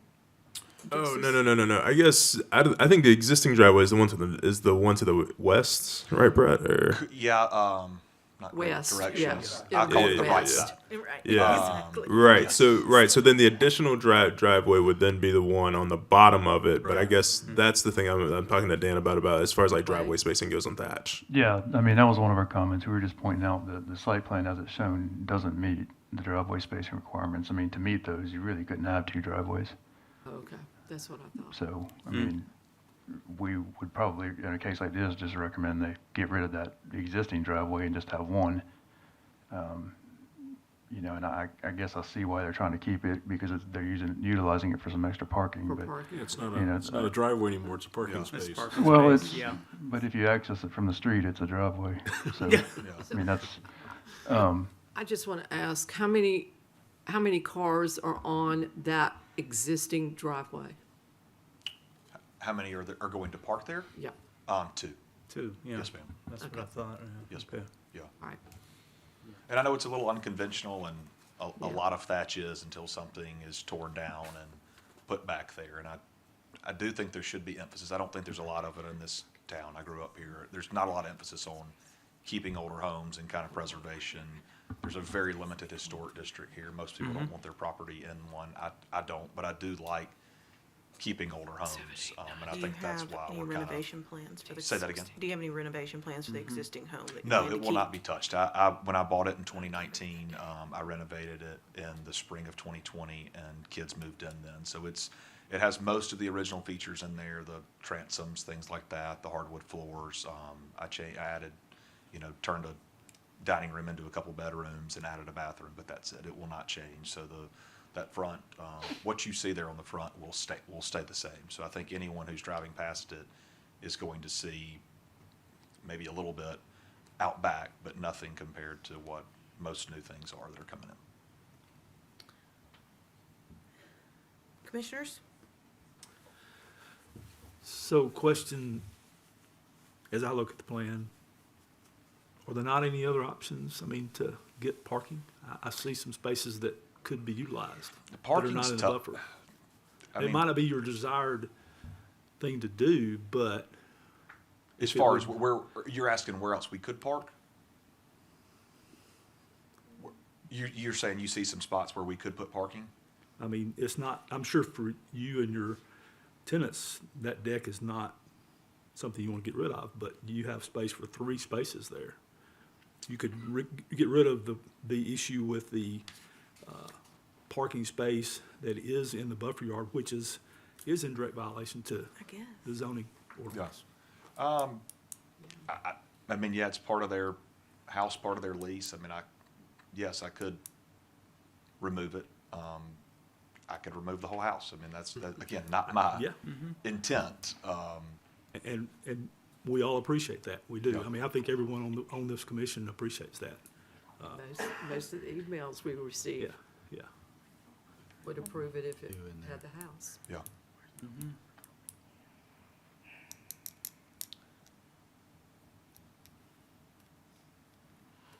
I'll make a motion.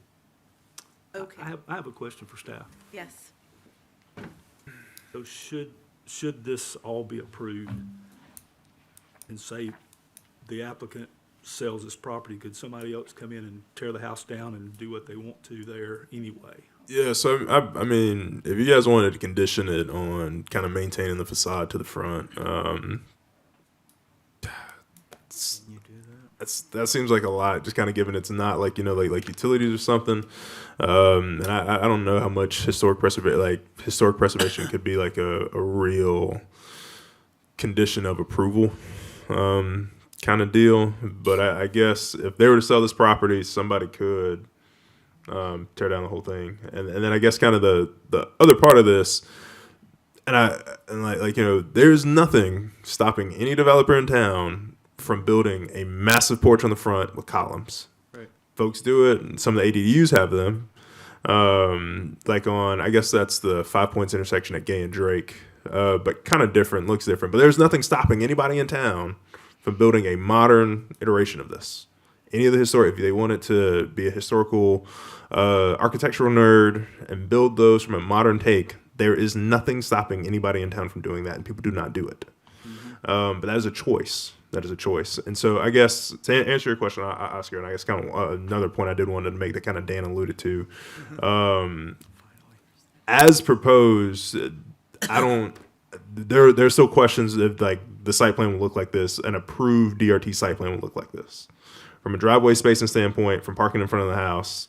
So I mean so from a use standpoint, sure, on the conceptual level, on the technical level of a DRT site plan being approved, there are questions if this would resemble the final product.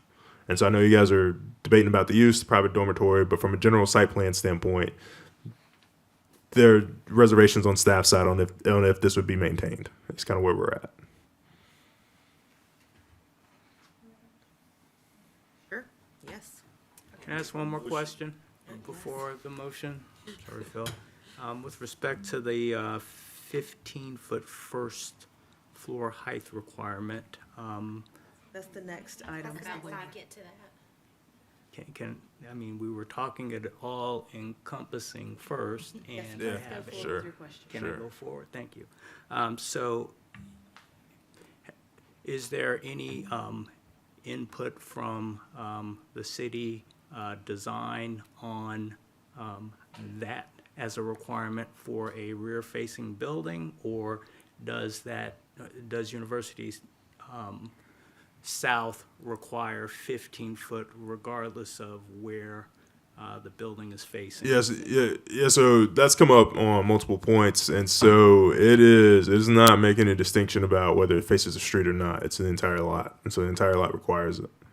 And so that has been something that folks have been, you know, kind of submitting waivers for. People submit renderings with it to just kind of showcase like what they're doing. Because I think that's kind of where, with those being the tables, the DDRC has kind of been open to it, just kind of provided that like it looks, I guess, how they want it to look, kind of deal. Okay. So. Anything else? Anyone? Okay, Well, I'll move to approve case CU 2025-070 306 East Thatch Avenue, private dormitory, conditional use. Second. I have a motion and a second. All those in favor? Aye. Any opposed? No. Thank you. Okay. Reminder, these next agenda item waivers will be done separately. All right, so this is the second part, 306 East Thatch Avenue.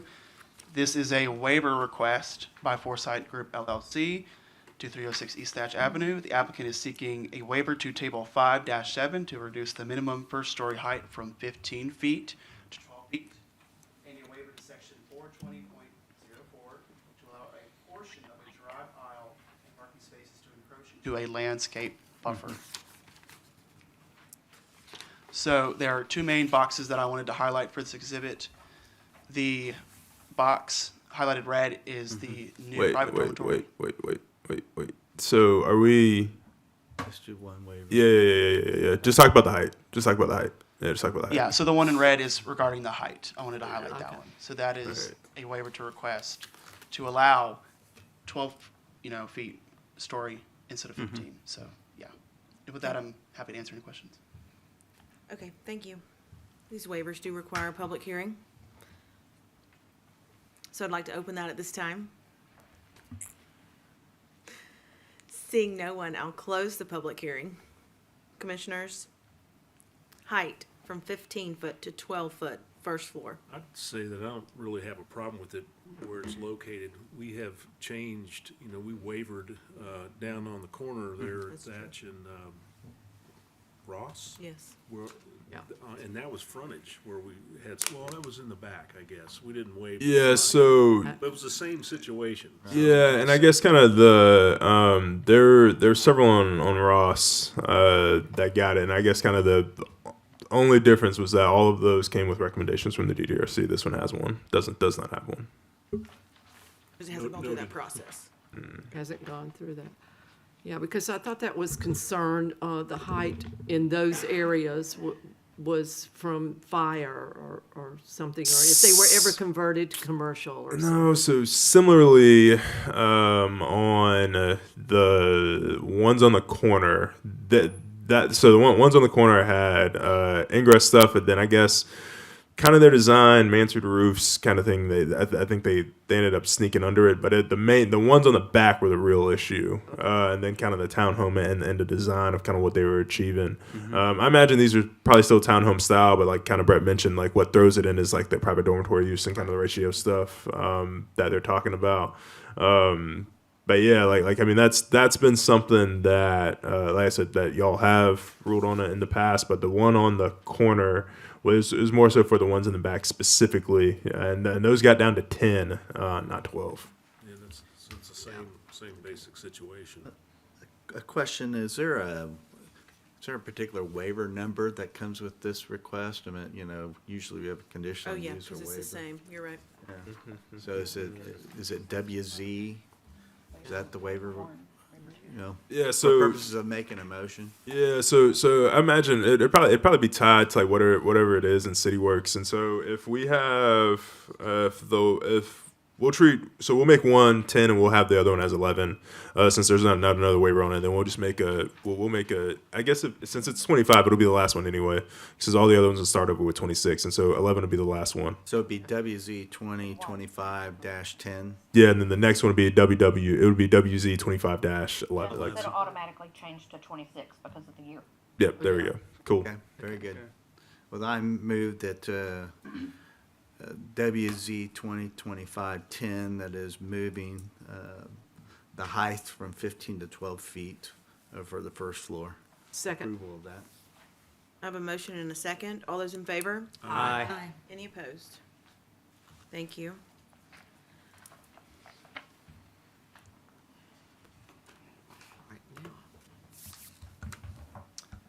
All right, so back for the second waiver. So the highlighted blue kind of rectangle, as we talked about a little bit in the conditional use, section 420.04 does not allow any driveway or parking spots, kind of just highlighted right here, to be within a landscape buffer yard. that is what the applicant is requesting, allowed to, is to encroach into this 15-foot landscape buffer. And with that, I'm happy to answer any questions. And I do want to remind y'all that, waiver requests do act as variances. There needs to be a significant hardship enacted by the zoning ordinance for a waiver to be granted.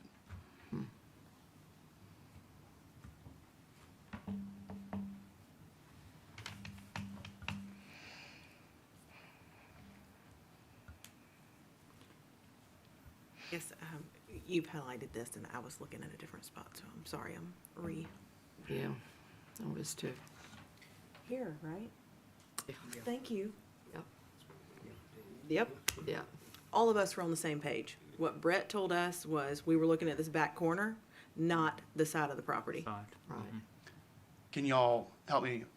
So where are we all looking at? Not from, Bottom I guess, left the of the house red. back. Yeah. Y'all were looking right Yeah, here? down here on the, like, that's- yeah, that's that's what we where we thought were we told were we were looking. encroaching. Gotcha. From my understanding, this is, looking north, if you're going this way, the north arrow at the bottom left. This is the west side of the property, and this is the 15-foot It's the landscape current, it's buffer. basically the current driveway. Current driveway. The current driveway, Where the yes. fence So is. the gravel, permeable surface where the cars are going to be parked is allowed, but It there goes cannot over be any into driving or parking spots. It is up on that corner then. So, Okay. yeah, so these two spots right here, and then maybe one of these on one of the three that is proposed is encroaching into the current landscape I mean, buffer. they're gonna close that up anyway, I mean, Whereas, Yeah, I thought they were going to close it, yeah. right, well, that's the property line. that's the property line. And the existing house I'm saying over on is- the other side is is on- right on top of that property line, so it's not even following any of the buffering requirements, right?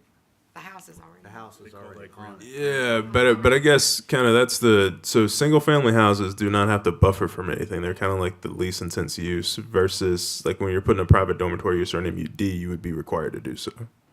And so I guess Comes with the dormitory use then. Right. So I guess kind of with them kind of realizing the highest and best use of the property, which is fine.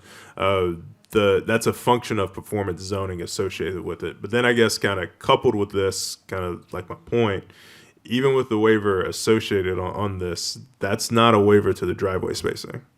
That's not a waiver that any of this is treated differently under a different site plan. Like I said, kind of on our end, it's not subdivided, like it's one property. Right. Buffering it from that the building But where the, people are. but So the it's this piece here. but that existing piece right now is already a gravel road. I mean, it's already. Half of it is. Yeah, and I guess kind of, and so I guess kind of we haven't really talked about this much. Haven't really thought much about it, but I guess that's kind of the thing of like what would when things redevelop, things do have to. I go there all the time and it drives me crazy. But the second story, well read, the gravel parking lot, I'm not a fan of it. So I think that's part of this though. Like, so the redevelopment question, how much does that extend to the entire property? And like I said, it's one lot.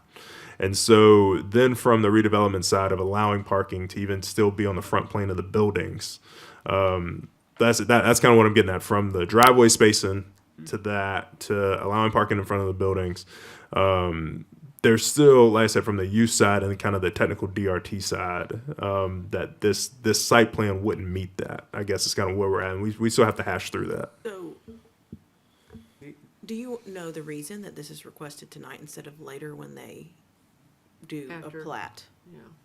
Potential I don't think there'll be a plat. Yeah, no, it's not a plat associated with this. I mean, like this would just be pretty cut and dry redevelopment. Yeah. Okay. And so kind of, there's no reason, like I said, the only reason that they would actually have to subdivide is if they wanted to maintain that access. But then like, that's the thing, like then we'd get into an access fight about creating a flag on this. Like it's like, so I'm saying the two driveway cuts, the two curb cuts are going to be a point of contention, kind of going forward. So I don't like seeing it, and then also the ones kind of further deeper into the lot.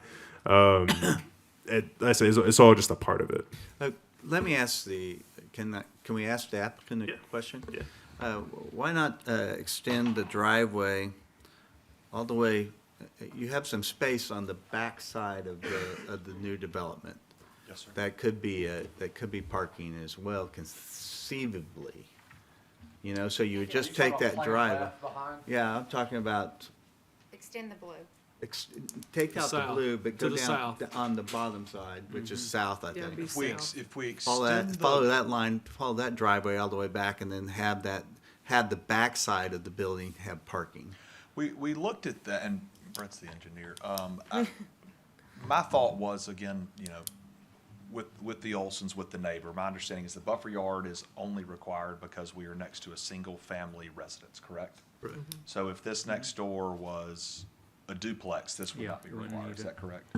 No, I think it would because Okay. there's still a greater intensity. Okay. Yeah. So it's an intensity difference. Okay. If that's the case, then the back part is against an apartment complex. Correct, so where that dot is, in the middle is not applicable. That blue should be removed. So we're really just looking at the lot line between myself and the Olsons. And we felt like by reducing that driveway to a couple of parking spots, instead of having, I had this conversation with them about cars driving. You know, all of a sudden, you've added a lot of cars coming in and out. So if we move it to that side, then every car is passing by their house, which is built a little bit over the property line. I'm not saying that's their issue, but if that hadn't happened, there'd be a lot more spacing between these homes.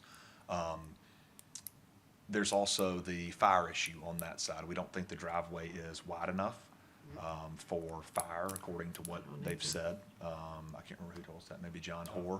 So we're trying to minimize what happens on that side and the buffer yard and trying to keep it as it is. I think one of you commented, Ed's, and I know this isn't a reason, but it's going to be less used than what's there now. It's going to stay the same for them. They're going to have the same buffer yard in place. There's going to be 2 cars parking there instead of cars driving in and out all the time. So it's going to be less of an encroachment or intrusion into their lives, in my opinion, if you close that driveway, have a couple of parking spots there, than if you have to come in, tear down everything that's there, put a fence where they can't, that's where they go in, they come in from their back and go out and take their trash can to the street. So that's kind of how they get around their home. So instead of kind of inhibiting their access to the back, this allows us to not do that. Yeah, the blue waiver's showing the whole length, and it really should be Just a part at the front where Yeah. those 2 cars are, Right. and then a part at their back where we have that 1 car there. The other stuff that way is against the multifamily up there, and it doesn't extend, so it's kind of like 2 gaps, and we'll fill in between the 2 gaps between the houses. We'll be able to plant that, you know what I mean? So that's that. I mean, the other part. And it's already very, it's very wooded right there now. And I'm, you know, the thing about the driveway spacing waivers, when we submitted this, we understood that was gonna be a concern, and so we submitted the driveway spacing waiver when we submitted this. And so that hasn't been ruled on yet. So it's not like it's something that we forgot. We submitted the driveway spacing waiver, but that's administrative waiver through engineering that we apply separately, not through planning commission. You know, the only time that comes to you is if we appeal their decision to you guys, like on turn lanes and that kind of stuff. So we filed that already when we filed the initial zoning the conditional use application. We just haven't gotten a ruling on that. Yeah, we're just asking for a little relief on those areas where it's close, but to try to, I think, help them out, which is what I talked to them about.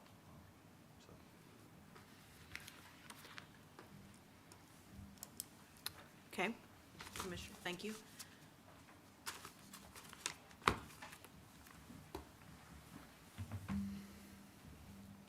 This waiver request not have the 15-foot? it would be. has to No, be it's to stated in the encroach. front. Yeah, it's to encroach. Parking encroach. Yeah, and I guess that it'd be where the arrow is at, like on the. Yeah, it'd be. I guess as a whole, it'd be both of those, but I guess kind of. What? Yeah, so I guess, and I guess that's kind of my thing. So hindsight's like 2020, but I guess on this, like my whole point is that what we're looking at is a site plan that would not make it through DRT without the waiver. that, like another waiver that you guys have not decided on, that staff hadn't decided on either. But that's kind of, to me, like it doesn't make sense, because like what y'all are, in theory, what y'all are granting, in theory, what you could grant, right, would be the parking on that side, but then also those parking spaces. But then there's the assumption that those parking spaces stay. That's not a guarantee, because those are going to be comments from staff to move those. But then those would have to be relocated somewhere on site, which then further congests the existing parking. So kind of in my mind, like that's almost something that we would have needed to probably hold off on this, and then like kind of make a decision on both of those kind of at the same time, because Right. yeah. Should we table it? Yeah, so yeah, I would say like in my opinion, those two would need to be together, because like what you're making the assumption on the parking is that driveway is becoming a parking space, but it's a curb cut because it's access from the street. And so on staff's side, yeah, right. And so there's still no guarantee that they would keep that. That is something that we still may make go away. And then they're free to appeal that.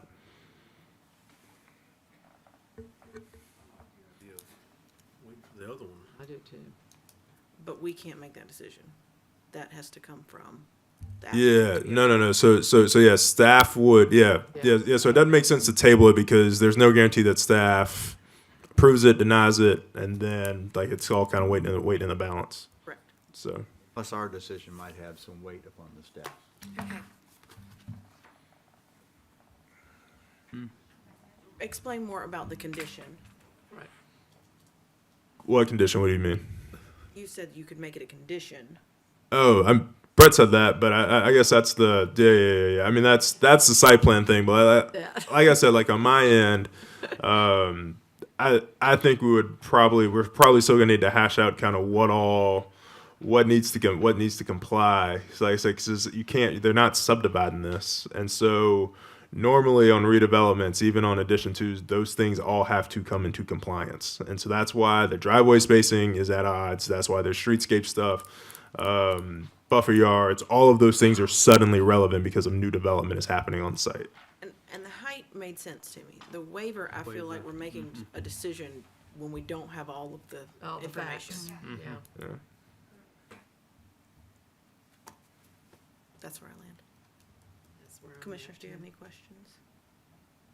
But that doesn't mean I have an answer. I guess so. Yeah. My question is, by granting the waiver, if that were to happen, it could be irrelevant, but it also could give the staff. So I guess what you Move forward? yeah, like what you're granting, I would say what you're granting a waiver to would be the one in the middle. The two on the 2 or 3 to the west side to the top of the property that are closer to the street, those may not exist. is what I'm saying. And so the waiver that you were looking at, in my opinion, would be the one where it's a part of the larger parking lot. Like where the arrow is in the middle. Yeah, that. That's what you're talking, like that right there. And I guess kind of to their point, Shouldn't have to get a waiver for that if it's. no. They do have to get a waiver to the one in the middle, like just that singular portion in the middle. Chris, if you just want to put the arrow on that again, like the highlight. Right Just there. That right there. That is what you're giving the waiver to. If you move it to the right, Chris. Yeah, all of that I'm saying, there's no guarantee that exists because staff would request that. Between staff. Right, because what we're talking about is that they would need the driveway spacing waiver to achieve it. And which on our end, like I said, it's not just the driveway spacing waiver. There's a waiver to put parking in front, yada, yada. It's a lot of things. It's a lot of things. So are we really in a position to like grant this waiver? I just want to be clear on what you would grant. You were granting the one in the middle. I think the granting, if I'm understanding correctly, would be giving staff the leeway to work with them on that. If they're not allowed that additional curb cut on that west side, then that parking, as Justice said, would go away. The blue dot that's about halfway back on that line, that is the back property line of the adjacent house. Right. Once you go further south of that, then the waiver's not applicable. But as Justice was pointing out, there is Just that distance one in little there area. where parking would go. So the waiver is needed to at least apply for that piece. So, yes. Do we have adequate, is it a parking spot if we grant the waiver? Or do we need, Is what a parking spot, the driveway? well, that piece, because that's Yeah. the skinny point, I don't know what the right number That's the is. sticking point is the number of Can you parking park a car there? spaces. Yeah, If we allow the waiver. yeah. Yes. Yeah, so I mean they would, and so that's the other thing. They'd have to meet all the on-site parking stuff, and so I guess that's I guess we're talking about would they have enough if you decide that they've got to close this driveway, this curb cut. I'm sure Brett's a good enough engineer to figure out that. Find out that there are more parking spaces on site. I'm sure he can figure that out. That's simple math. He's good at it. He's good at it.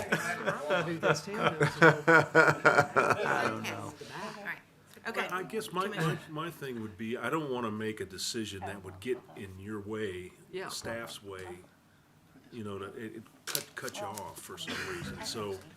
But he can't come back for a year. Yeah, it can't come back for a year. If No. we Can deny. we, I but if think we the postpone point's been it, made, the waiver is needed to be able to get that piece of the driveway back here so that they would have full access to maneuver on the road. All right. That So has they do nothing to need do with whether or not staff approves that additional curb The cut. cut. Yeah. Okay. Thank you. So really, we're Public talking about a hearing. very limited little waiver. Do we That's have not, public- that's really, Yes. yeah, really what's before us.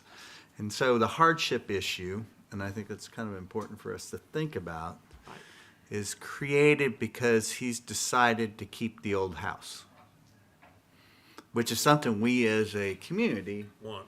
want. So, Can I let you Well- pause on that and think about it so that I can open the public hearing for this particular waiver? you can stay, Madam Chairman. Because people have been waiting At this time, I'd like to open the public hearing for the waiver for the for the buffer. buffer. Yeah.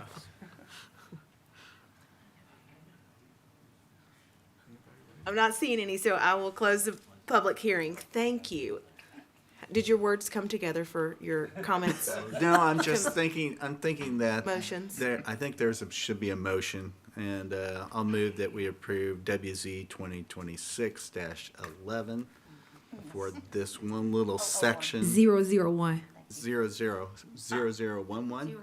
011. Zero. WZ not what 2026. 001. Okay, what, that. And so, for this buffering space to be reduced. 2026. Second. I'm going to repeat that. I have a motion and a second to approve the waiver, WZ 2026-001.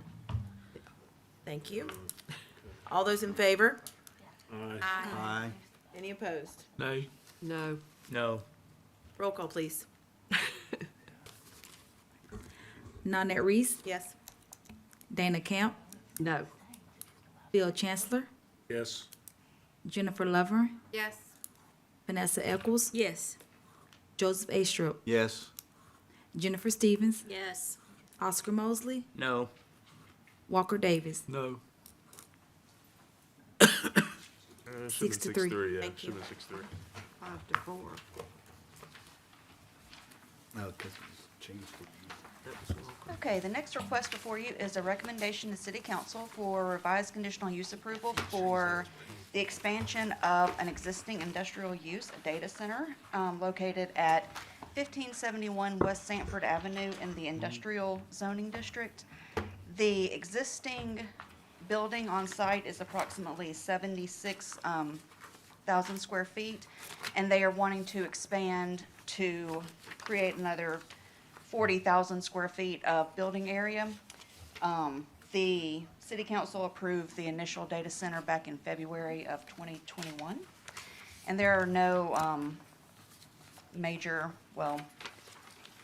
staff has no concerns with the request, and I'm happy to answer questions. Thank you. This does require a public hearing. I'd like to open it now if you would like to come forward for Project Apollo. Seeing no one, I'll close the public hearing. Commissioners, questions? or motions? Move to approve KCU 2025-077, Project Apollo expansion. Second. I have a motion and a second. All those in favor? Aye. Any opposed? Thank you. Okay, this is a request for conditional use approval for commercial support use, power substation located at 1501 West Sanford Avenue in the Comprehensive Development District. This lot is next to the previous conditional use. The future land use is utilities, which is consistent with what the proposed use is. There are no special development standards for this. I can answer any questions if you have them. Thank you. This also requires a public hearing. I'd like to open the public hearing at this time. Seeing no one, will close the public hearing. Commissioners? Move to approve KCU 2025-078, West Sanford Substation. Second. I have a motion and a second. All those in favor? Aye. Any opposed? Thank you. All right. Lee Road, 23 Street naming. All right. So if you wanna go to the Prox map, kind of explain it. All right. So the recommendation of City Council, I guess, is to change Lee Road 23 to give it a name, Neal Road. Purpose of that. So if you guys are familiar, you guys remember there was an annexation at the end of this road. If you guys could put the thing on it. There we go. That was annexed. And so since that is in the city, it needs an address in the city. We do not use Lee Road names for addresses in the city, so it must be given a road name. In the Lee County book, it is Neal Road. So that's where the name came from, Neal Road, and that is the reasoning for giving this Neal Road. And then I guess, are there other houses that are located off of Neal Road? No, there are not. And so all the houses that are down there are addressed off of Ridgeline Trail and Rolling Oaks Court. And so those parcels, all of those homes front off of other streets and have a street name that is in the city. This would be the lone address that would be off of Neal Road and which has triggered this needing a renaming. Cool. So, all right. Okay. Great. This does require a public hearing. I'd like to open that at this time. If anyone would like to come and speak to the road name change. Seeing no one, we'll close the public hearing. Commissioners? Move to approve MS 2025-061, renaming Lee Road 23 to Neal Road. Second. I have a motion and a second. All those in favor? Aye. Any opposed? Thank you. All right. Now to the fun part. In other business this evening, as it is January of 2026, we have an annual meeting to elect officers of the commission. Our current officers are Oscar Mosley as secretary, Dana Camp as vice chair, and myself as chair. I have a motion, Madam Chair, if I can, on that. Yes, sir. I think in the interest of keeping a good thing going, I would like to make a motion that we retain all three officers for this election. And that would be Nanette Reese as chair, Dana Camp as vice chair, and Oscar Mosley as secretary. Second. I have a motion and a second, and with the understanding that my term ends in June, as historically in the For past. now. What? Oh, what? I think I'm done in June. July is my first not being here meeting. So, but historically, we have done this in the past, if y'all are okay with that, and you just have another election at that time. I'm good with that. Okay, all right. So I have a motion and a second. All those in favor? Aye. Any opposed? Thank you very much. I'm really sad because I was not prepared to do officers tonight, so I'm just gonna be honest with you. Well, we got that taken care of then. I don't have anything else, man. This took a lot longer than I thought it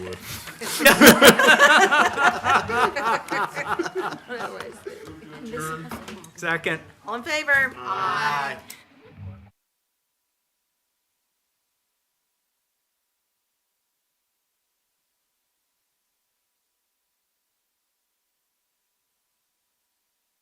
I was like, good gracious, I'm gonna. It was Ladies' trip to celebrate one of her big birthdays and then paid for their entire trip. Hebrews 13:16 tells us that do not neglect to do good and to share what you have. She has welcomed strangers. She has taught and loved our children. She has intentionally cared for so many in our community. Her career and her life has been a testament of good service to Auburn. She has never, ever neglected to do good, and she's always willing to share her blessings, and she has never asked for anything in return. For all of that, we are blessed. Our next lamplighter is Miss Shannon Brandt.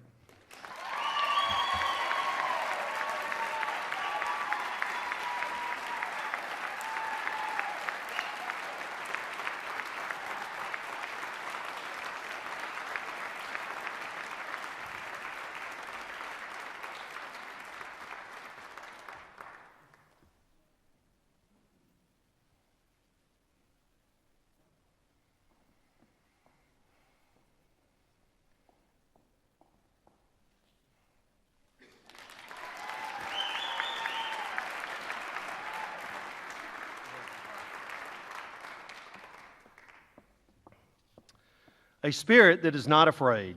That classic line from the Auburn Creed resonates with all of us who love Auburn University. Our next lamplighter is the living example of a young man who carries a spirit that is not afraid. Originally from Bruton, he came to Auburn as a freshman with a suitcase full of spirit. He immediately made an impact with the Auburn students as the campus struggled through a college experience bruised by the impact of a pandemic. Not allowing that circumstance to dampen his resolve, he inserted himself as a leader in the student support group for athletics, the Jungle. Working with AU athletics marketing and event leaders, our next lamplighter has brought a huge dose of Auburn spirit to multiple sports, most notably Auburn basketball.